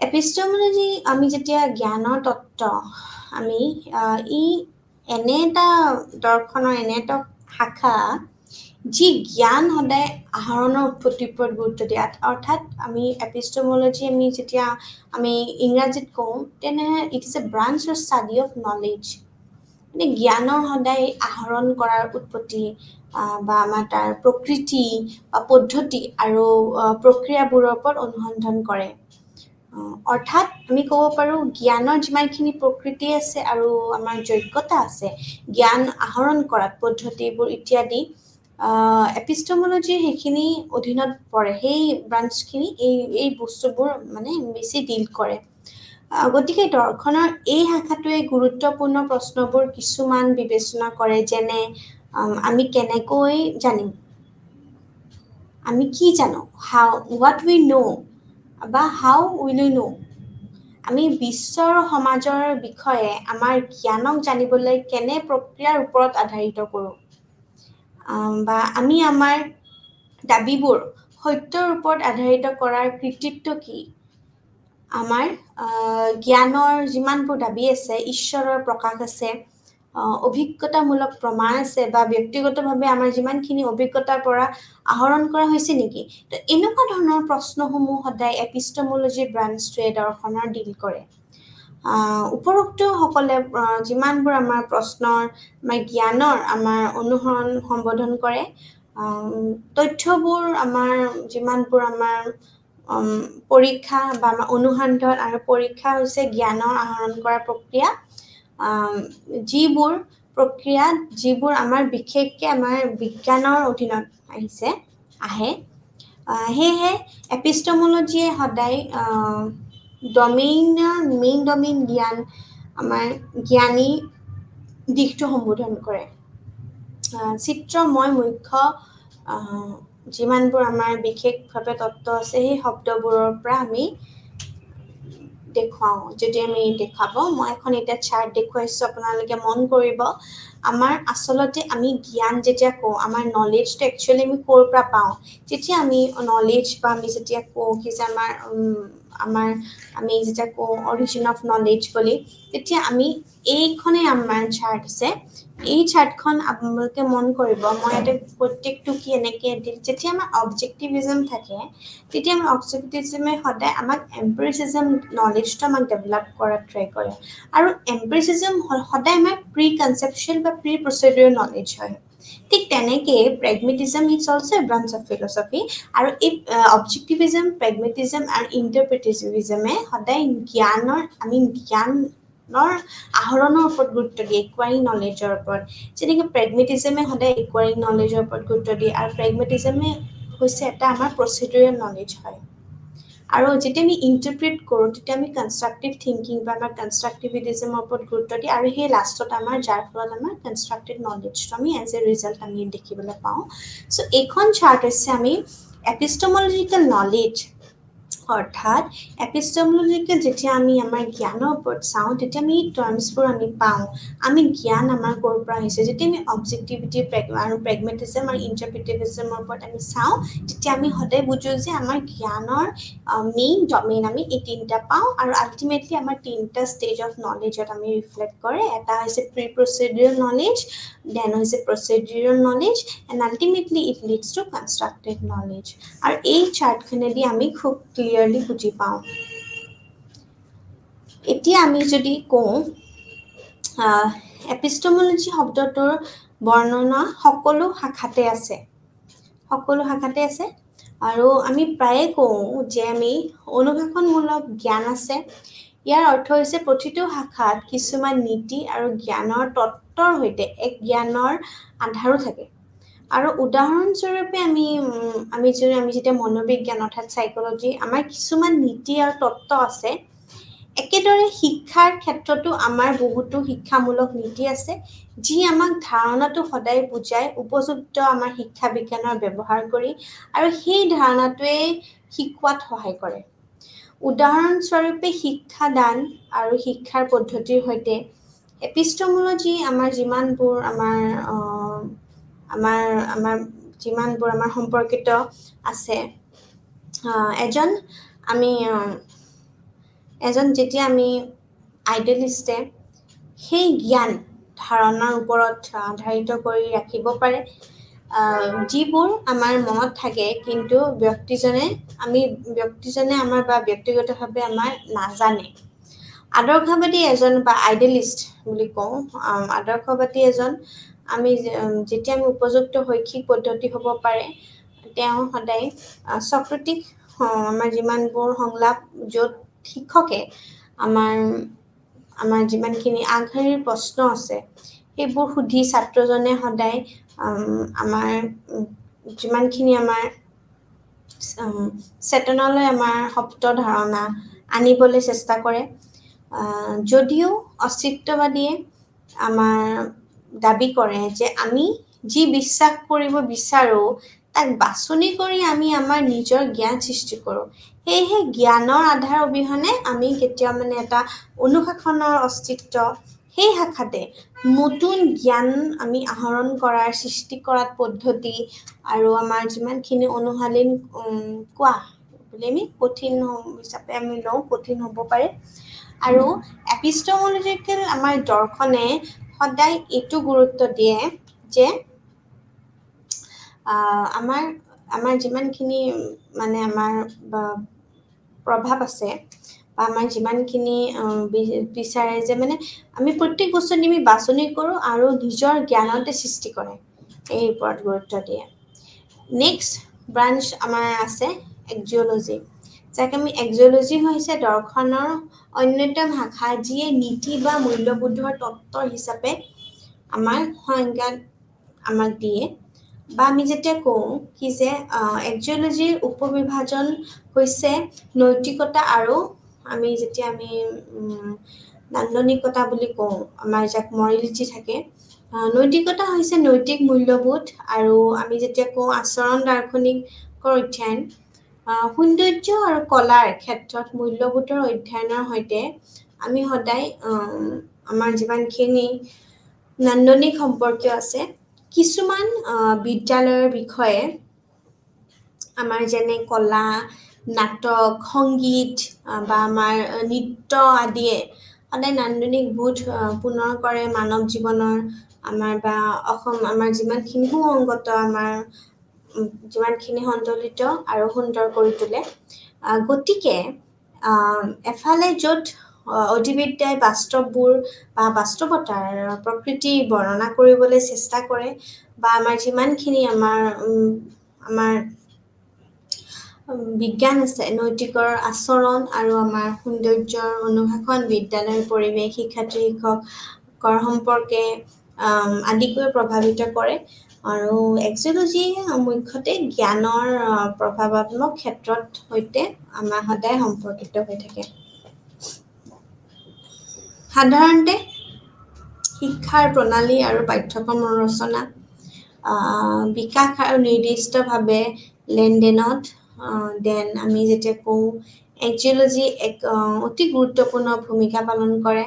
আমি যেতিয়া হয়তো জানিছিলোঁ যে ৰাষ্ট্ৰীয় পাঠ্যক্ৰম আমাৰ যোনখন ফ্ৰেমৱৰ্ক আছে নেশ্যনেল কাৰিকুলাম ফ্ৰেমৱৰ্ক 2005 যে শিক্ষাৰ এক পৃথক সত্য হিচাপে মূল্য আমাৰ যিমানখিনি আধাৰিত আৰু আমাৰ নৈতিক শিক্ষাৰ ওপৰত গুৰুত্ব আৰোপ কৰে, আৰু তাৰ লগতে ইয়াক মূল বিষয়বোৰৰ সৈতে এখন বিভিন্ন ধৰণে একত্ৰিত কৰে। আৰু সেয়েহে বিদ্যালয়ৰ যিমানখিনি পাঠ্যক্ৰমত আমাৰ নান্দনিক বোধ আছে, আমাৰ নৈতিক আৰু মূল্য শিক্ষা, কলা আৰু শিল্প আছে, তাৰ শান্তি শিক্ষা ইত্যাদি আৰু পাঠ্যক্ৰমৰ যিমানখিনি একত্ৰিত কৰাটো পাঠ্যক্ৰমৰ আমাৰ গোটেইখিনি সমিতিৰ সন্মুখত এক প্ৰত্যাহ্বানে হৈ পৰে। আমি ইয়াত দেখোঁ যে বিভিন্ন ধৰণৰ বিভিন্ন সময়ত শিক্ষা সমিতি বা আমাৰ যিমানখিনি এডুকেশ্যন কমিশ্যনছ আছে আৰু বিভিন্ন আমাৰ যিমানখিনি আয়োগৰ পাঠ্যক্ৰম বা আমাৰ পাঠ্যক্ৰমৰ যিমান জড়িত শৈক্ষিক মূল্যবোধৰ ৰূপায়ণৰ বাবে তেওঁলোকৰ সদায় প্ৰতিবেদন গুৰুত্ব দিয়ে আৰু নথিভুক্তও তাৰ লগত কৰে। সেয়েহে আমাৰ যিমানখিনি প্ৰাচীন শিক্ষা ব্যৱস্থাৰ আমাৰ আৰম্ভণিৰ পৰাই আমাৰ গোটেইখিনি শিক্ষাৰ ওপৰত আমাৰ প্ৰত্যেক প্ৰভাৱ পেলায়। আন এটা শব্দ এইটো যে শিক্ষাৰ ব্যৱস্থাৰ আমাৰখিনি হৃদয়, আমাৰ জীৱনৰ দক্ষতাৰ আমাৰ যিমানখিনি ধাৰণা যেনে আমাৰ আত্মসজাগতা বুলি ক'ব পাৰোঁ, সমালোচনামূলক চিন্তা, সিদ্ধান্ত লোৱা ডিচিশ্যন মেকিং, কাৰ্যকাৰী যোগাযোগ, তাৰপিছত আমাৰ সহানুভূতি, আমাৰ সৃজনশীলতা চিন্তা ক্ৰিয়েটিভ থিংকিং যিমানখিনি আছে, সমস্যা সমাধান প্ৰব্লেম সলভিং, আমাৰ যিমানখিনি আন্তঃব্যক্তিগত সম্পৰ্ক ইণ্টাৰপাৰ্চনেল ৰিলেশ্যনশ্বিপছ বুলি যাক কয়, আৰু আৱেগৰ সৈতে আমাৰ যিখিনি ইম'শ্যনছ আছে আৱেগৰ সৈতে আমাৰ সেইখিনি মোকাবিলা কৰাত সদায় আমাৰ স্কুলীয়া আমাৰ শিক্ষা আৰু শিক্ষাত তেওঁলোকৰ সদায় আমাৰ এটা কাৰণে আমি এনেকুৱা ধৰণে আমি সদায় আমাৰ যিমানখিনি সিদ্ধতা আৰু শিক্ষাৰ গুৰুত্বৰ ওপৰতো আমি সদায় আৰোপ কৰিবলৈ চেষ্টা কৰিম। আমাৰ নেক্সট যোনটো ব্ৰাঞ্চ আছে সেইটো হৈছে সংজ্ঞা অনুসাৰী আমি যুক্তি বুলি যাক কওঁ, লজিক। আমি যে কওঁ logical reasoning we often use or we get to see in different examinations hog in our in daily life আমি দেখা পাওঁ যুক্তি আমি যুক্তি শব্দটো খুবেই ব্যৱহাৰ কৰোঁ সংজ্ঞা অনুসৰি যুক্তি হৈছে যুক্তিৰ এক পদ্ধতি য'ত আমি বিভিন্ন বিৱৰিতাৰ আমি যেতিয়া আমি সংকলন কৰোঁ তাৰ অন্তৰ্ভুক্ত থাকে যিবোৰ প্ৰতিটো আমাৰ সঁচা হ'ব লাগিব আমি যদি ইয়াৰ আগত আমাৰ বিবৃতিটো সঁচা হয় যুক্তি হৈছে দৰ্শনৰ শাখা যি আমাৰ শুদ্ধ আৰু আমাৰ যিমানখিনি আমাৰ চিন্তাধাৰা আছে তাৰ লগত সদায় সম্পৰ্কিত হয় এজনে কেনেদৰে এক সুসংগত আৰ্হি অনুসৰি এজন ব্যক্তিয়ে চিন্তা ধাৰণা আৰু ক্ৰম গঠনে তাৰ লগতে আমাৰ তৰ্ক গঠন আৰু কোনো এটা বাবে বা ব্যাখ্যা কৰিবলৈ আমাৰ কোনো কেনেদৰে আমি তেওঁৰ সমৰ্থনকাৰী প্ৰমাণবোৰ সংগঠিত কৰে সেইটো আমাৰ সম্পৰ্কিত হয়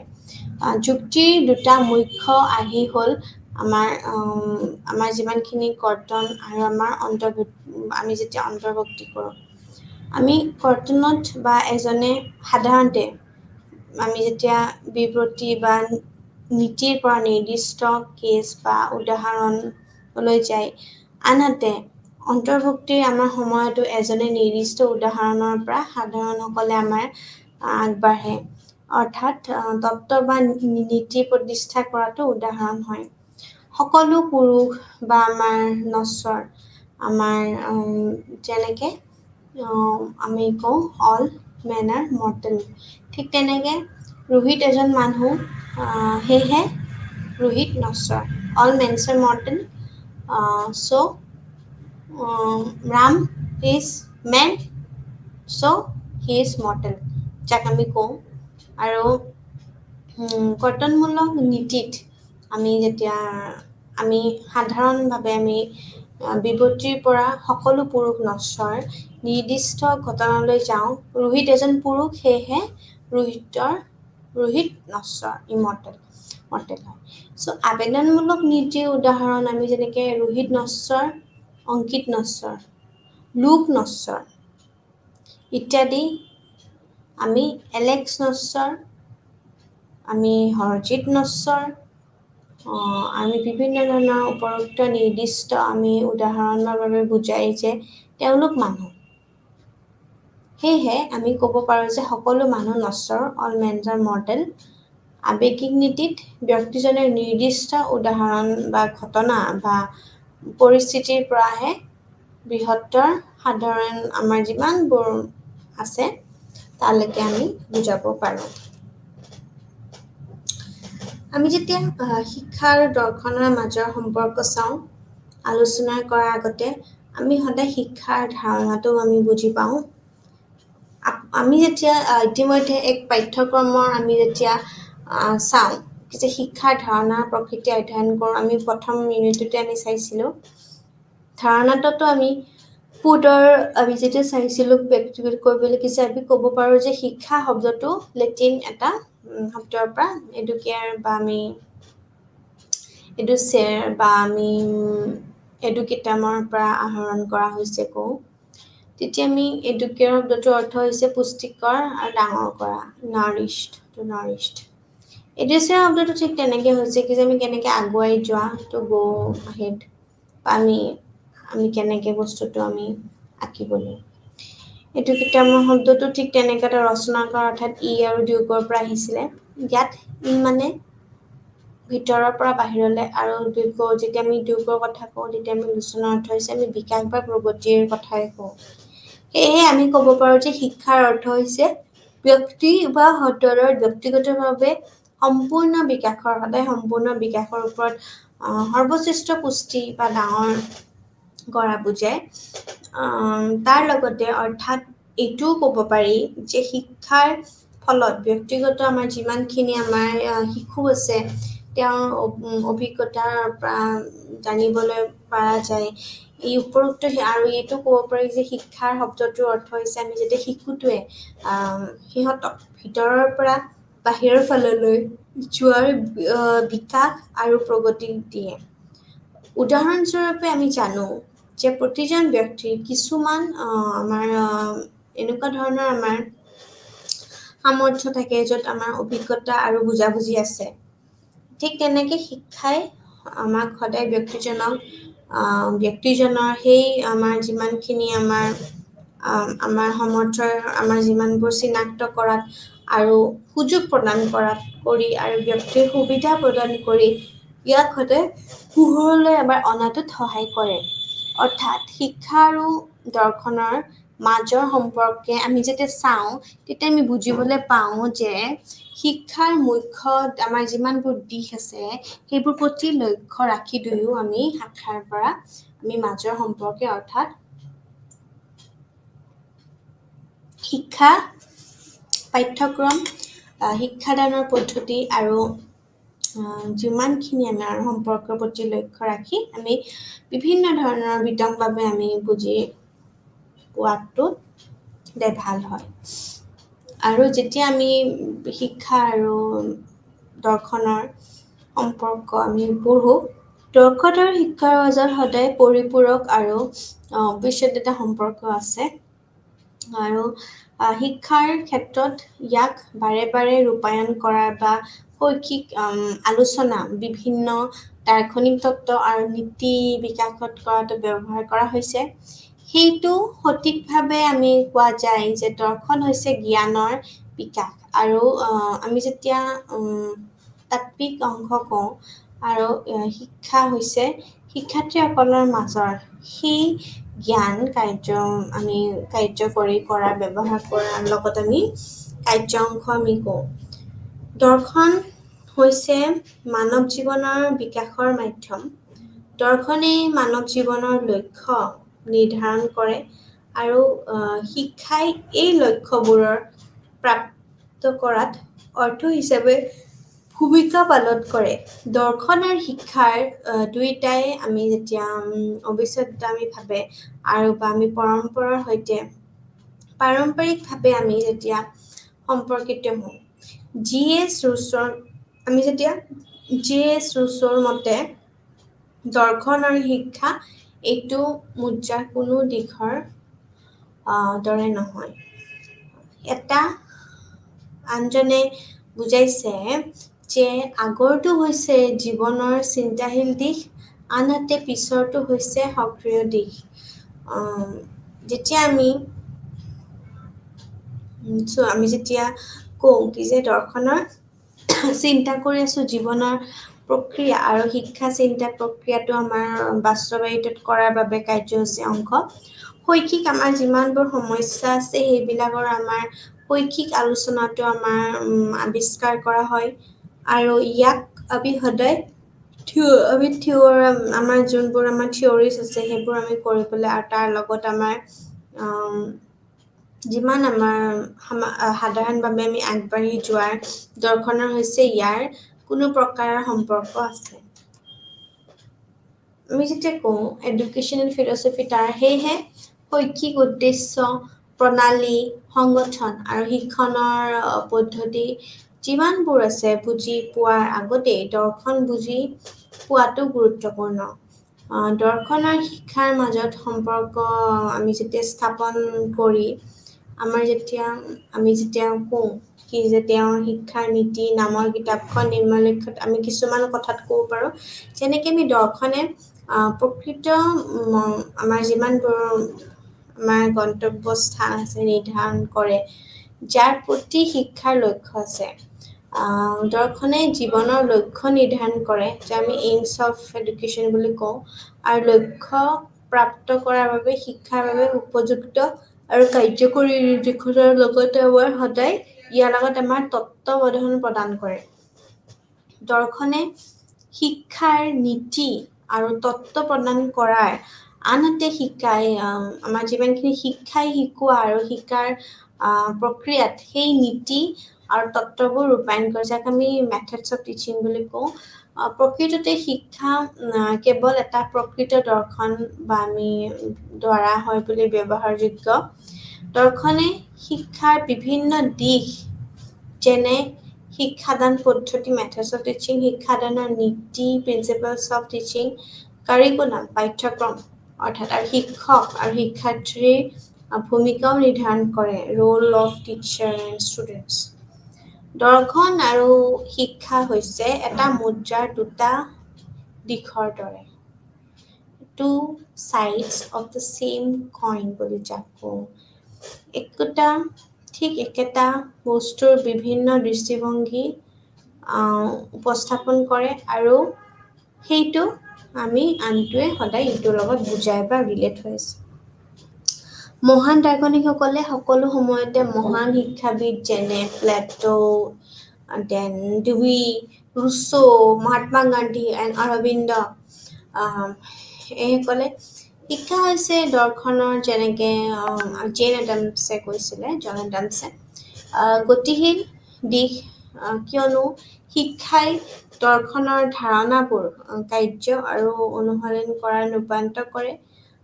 দৰ্শনে জীৱনৰ লক্ষ্য নিৰ্ধাৰণ আৰু আনহাতে শিক্ষা হৈছে লক্ষ্য প্ৰাপ্ত কৰাত এক উপায় বুলি আমি যাক কওঁ আৰু যাক আমি কওঁ যে উৎসাহ এই শাখাটো।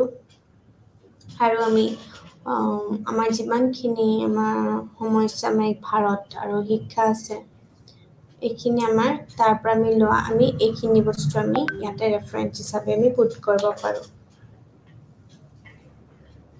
আমি যেতিয়া philosophy and AIIMS of education অৰ্থাৎ দৰ্শন আৰু শিক্ষাৰ লক্ষ্যখিনি আমি চাওঁ তেতিয়া দৰ্শনে শিক্ষাৰ লক্ষ্য নিৰ্ধাৰণ কৰে। আমি সকলোৱে জানো যে শিক্ষা হৈছে এক উদ্দেশ্যপূৰ্ণ আৰু উদ্দেশ্য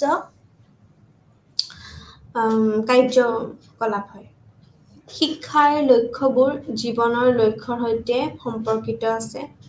আকৌ জীৱনৰ লক্ষ্য হৈছে এক নিৰ্দিষ্ট সময়ৰ দৰ্শন সৃষ্টি।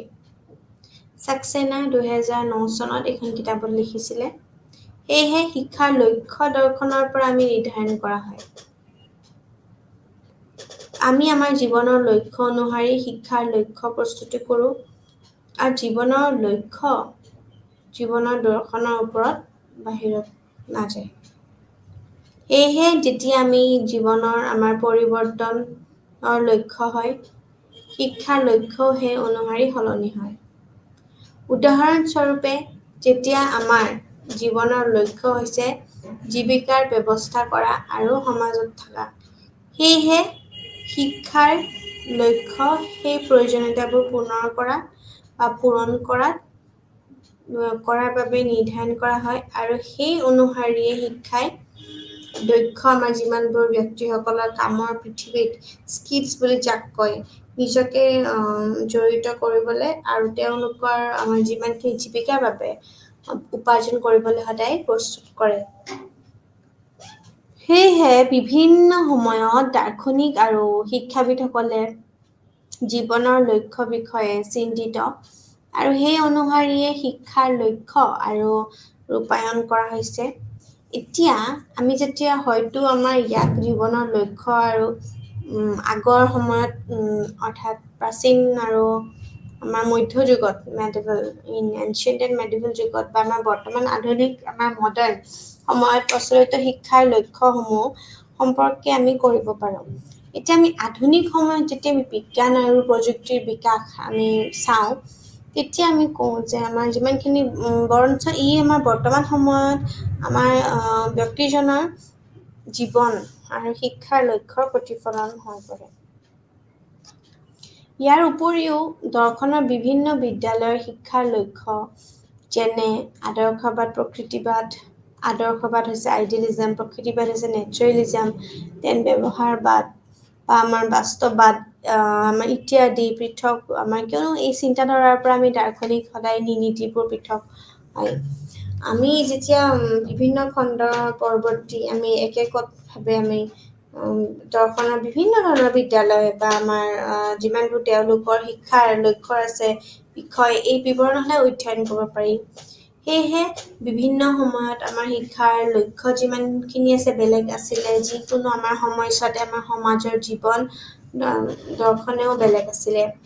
উদাহৰণস্বৰূপে প্ৰাচীন কালত আমাৰ যেতিয়া আমাৰ মধ্যযুগত আধুনিক যুগত শিক্ষাৰ লক্ষ্য বা পৃথক আছিলে কিয়নো লক্ষ্যসমূহ এটা সময়ৰ দ্বাৰা নিৰ্ধাৰণ কৰা হয় আৰু উপৰোক্ত আমাৰ আলোচনাও ই সঁচাই সমাজে আমাৰ শিক্ষাৰ দৰ্শনৰ আৰু লক্ষ্যসমূহ আমাৰ ইজনে সিজনৰ সৈতে এটা বিভিন্ন ধৰণৰ আমাৰ মানে সম্পৰ্কত আমাৰ প্ৰভাৱিত হৈ পৰে। ঠিক তেনেকৈ আমাৰ ফিলচফি আমি কাৰিকুলামৰ আমি যেতিয়া কথা ক'ম তেতিয়া আমি বিদ্যালয় আৰু বিদ্যালয়ৰ পাঠ্যক্ৰম বিকাশ কৰাটো এটা শিক্ষাৰ আমাৰ যিমানখিনি ব্যৱস্থাৰ আটাইতকৈ গুৰুত্বপূৰ্ণ উপাদান হয়। বিদ্যালয়ৰ পাঠ্যক্ৰমে শিক্ষাৰ্থীসকলৰ যিমানখিনি আমাৰ জীৱনত পাঠ্যক্ৰমতে আমাৰ লেনদেন কৰা সমল আৰু আমাৰ পাঠ্যক্ৰমৰ সৈতে আমাৰ সম্পৰ্কিত জেনেৰেলি কৰে। এতিয়া আমাৰ কিছুমান সম্প্ৰদায়ৰ প্ৰত্যক্ষা বা কিছুমান সামাজিক অনুশীলনৰ সৈতে আমি যেতিয়া পোনপটীয়াকৈ সম্পৰ্ক আহে আৰু এনেদৰে দৰ্শনে শিক্ষাৰ লক্ষ্য নিৰ্ধাৰণ কৰে। সেয়েহে এই পাঠ্যক্ৰমে সদায় নিৰ্ধাৰণ কৰি আহিছে। আকৌ যেতিয়া আমি অনুশাসনৰ এক দাৰ্শনিক দৃষ্টিভংগীৰ দৰে আমি পাঠ্যক্ৰমৰ বিষয় বা আমাৰ পাঠ্যক্ৰমৰ যিমানখিনি আমাৰ দাৰ্শনিক দৃষ্টিভংগী আছে এখন দেশ সমাজৰ দেশ বা আমি বিভিন্ন ধৰণৰ আমাৰ পাঠ্যক্ৰমত আমাৰ প্ৰতিফলিত হৈ পৰে। সেই অনুসৰি আকৌ বিদ্যালয়ৰ আমাৰ যিমানবোৰ কাৰ্যকলাপ আছে তাৰ লগত আমাৰ যিমানখিনি আমাৰ অভিজ্ঞতা ৰচনা কৰা হয়। আমাৰ উদাহৰণস্বৰূপে যদি এখন দেশৰ দৰ্শনত জনসাধাৰণৰ মাজত গণতান্ত্ৰিকভাৱে বা মনোভাৱ বা বিভিন্ন ধৰণৰ বিয়পাব বিচাৰে তেন্তে বিদ্যালয়ৰ পাঠ্যক্ৰমত গণতান্ত্ৰিক নীতি অন্তৰ্ভুক্ত কৰা আমি কৰিব পাৰোঁ। তেতিয়া আমি যদি কৰিব পাৰোঁ তেতিয়াহ'লে আমাৰ এখন দেশ আমি সদায় মানে ভাল ফালে কেনেকৈ বিকাশ হয় আমি গোটেইখিনি আমি এখন দৰ্শনৰ পাঠ্যক্ৰমত আমি প্ৰতিফলিত হ'লে আমি কৰিব পাৰোঁ। আৰু কিছুমান আমাৰ যদি এখন দেশৰ দৰ্শন তেওঁলোকক সদায় কৰ্মজগতত জড়িত কৰি ইয়াৰ ৰাষ্ট্ৰীয় আমাৰ যি আমাক যাক আমি এমপ্লয়মেণ্ট বুলি কওঁ স্বাৱলম্বী কৰি তুলিব বিচাৰে তেন্তে শিক্ষাৰ লক্ষ্য হ'ব বিদ্যালয়ৰ পাঠ্যক্ৰমত অন্তৰ্ভুক্ত কৰি দেশ আৰু সমাজত আৰু আমাৰ যিমানখিনি আমাৰ শিল্পৰ দক্ষতা আধাৰিত আৰ্ট এণ্ড ক্ৰাফ্ট যাক কয় আধাৰিত শিক্ষা ব্যৱস্থাৰ বিকাশ আৰু ৰূপায়ণ আমি কৰা হয়।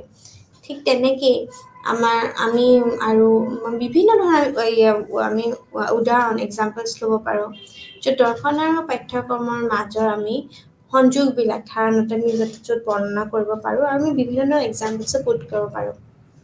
উদাহৰণস্বৰূপে যদি দেশৰ মুখ্য লক্ষ্য হৈছে সাংস্কৃতিক আমি যদি কওঁ ইতিহাস বা প্ৰেৰণ কৰা আৰু আমাৰ যিমান সংৰক্ষণ কৰা তেনেহ'লে আমি বিদ্যালয়ৰ পাঠ্যক্ৰমত এনেদৰে আমি প্ৰস্তুতি কৰা হ'ব পাৰে যাতে দেশৰ সাংস্কৃতিক আদিৰ মাজত সাংস্কৃতিক আমাৰ যিমানবোৰ সজাগতা আছে সেয়া অনুভূতি আমি বিকাশিত হৈ যায়।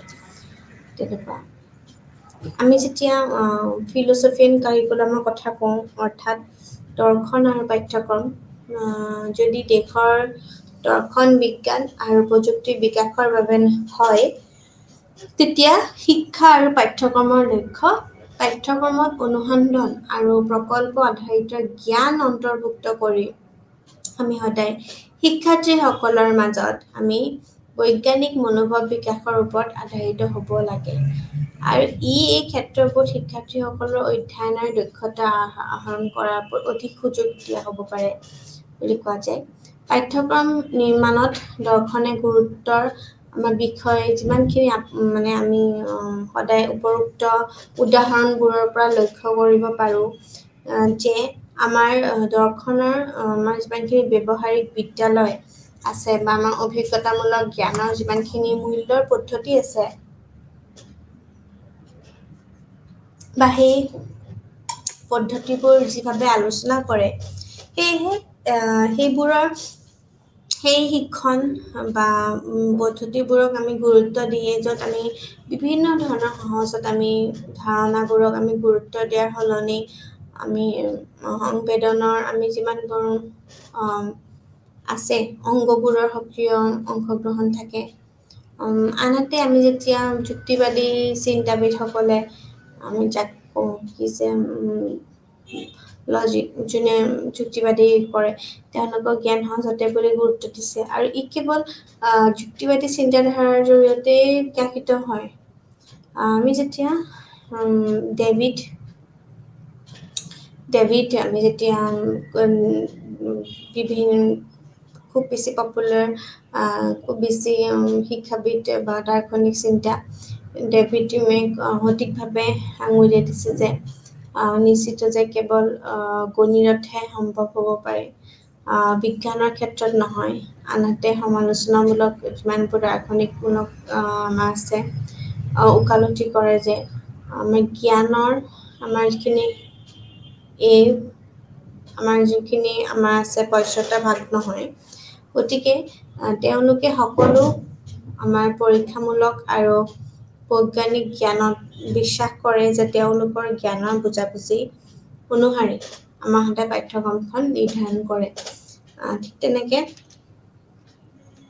আমি যেতিয়া philosophy and methods of teaching পঢ়াওঁ মানে দৰ্শন শিক্ষাদানৰ পদ্ধতিসমূহ ই সদায় আমাৰ গোটভাৱে আমাৰ পইণ্ট কৰে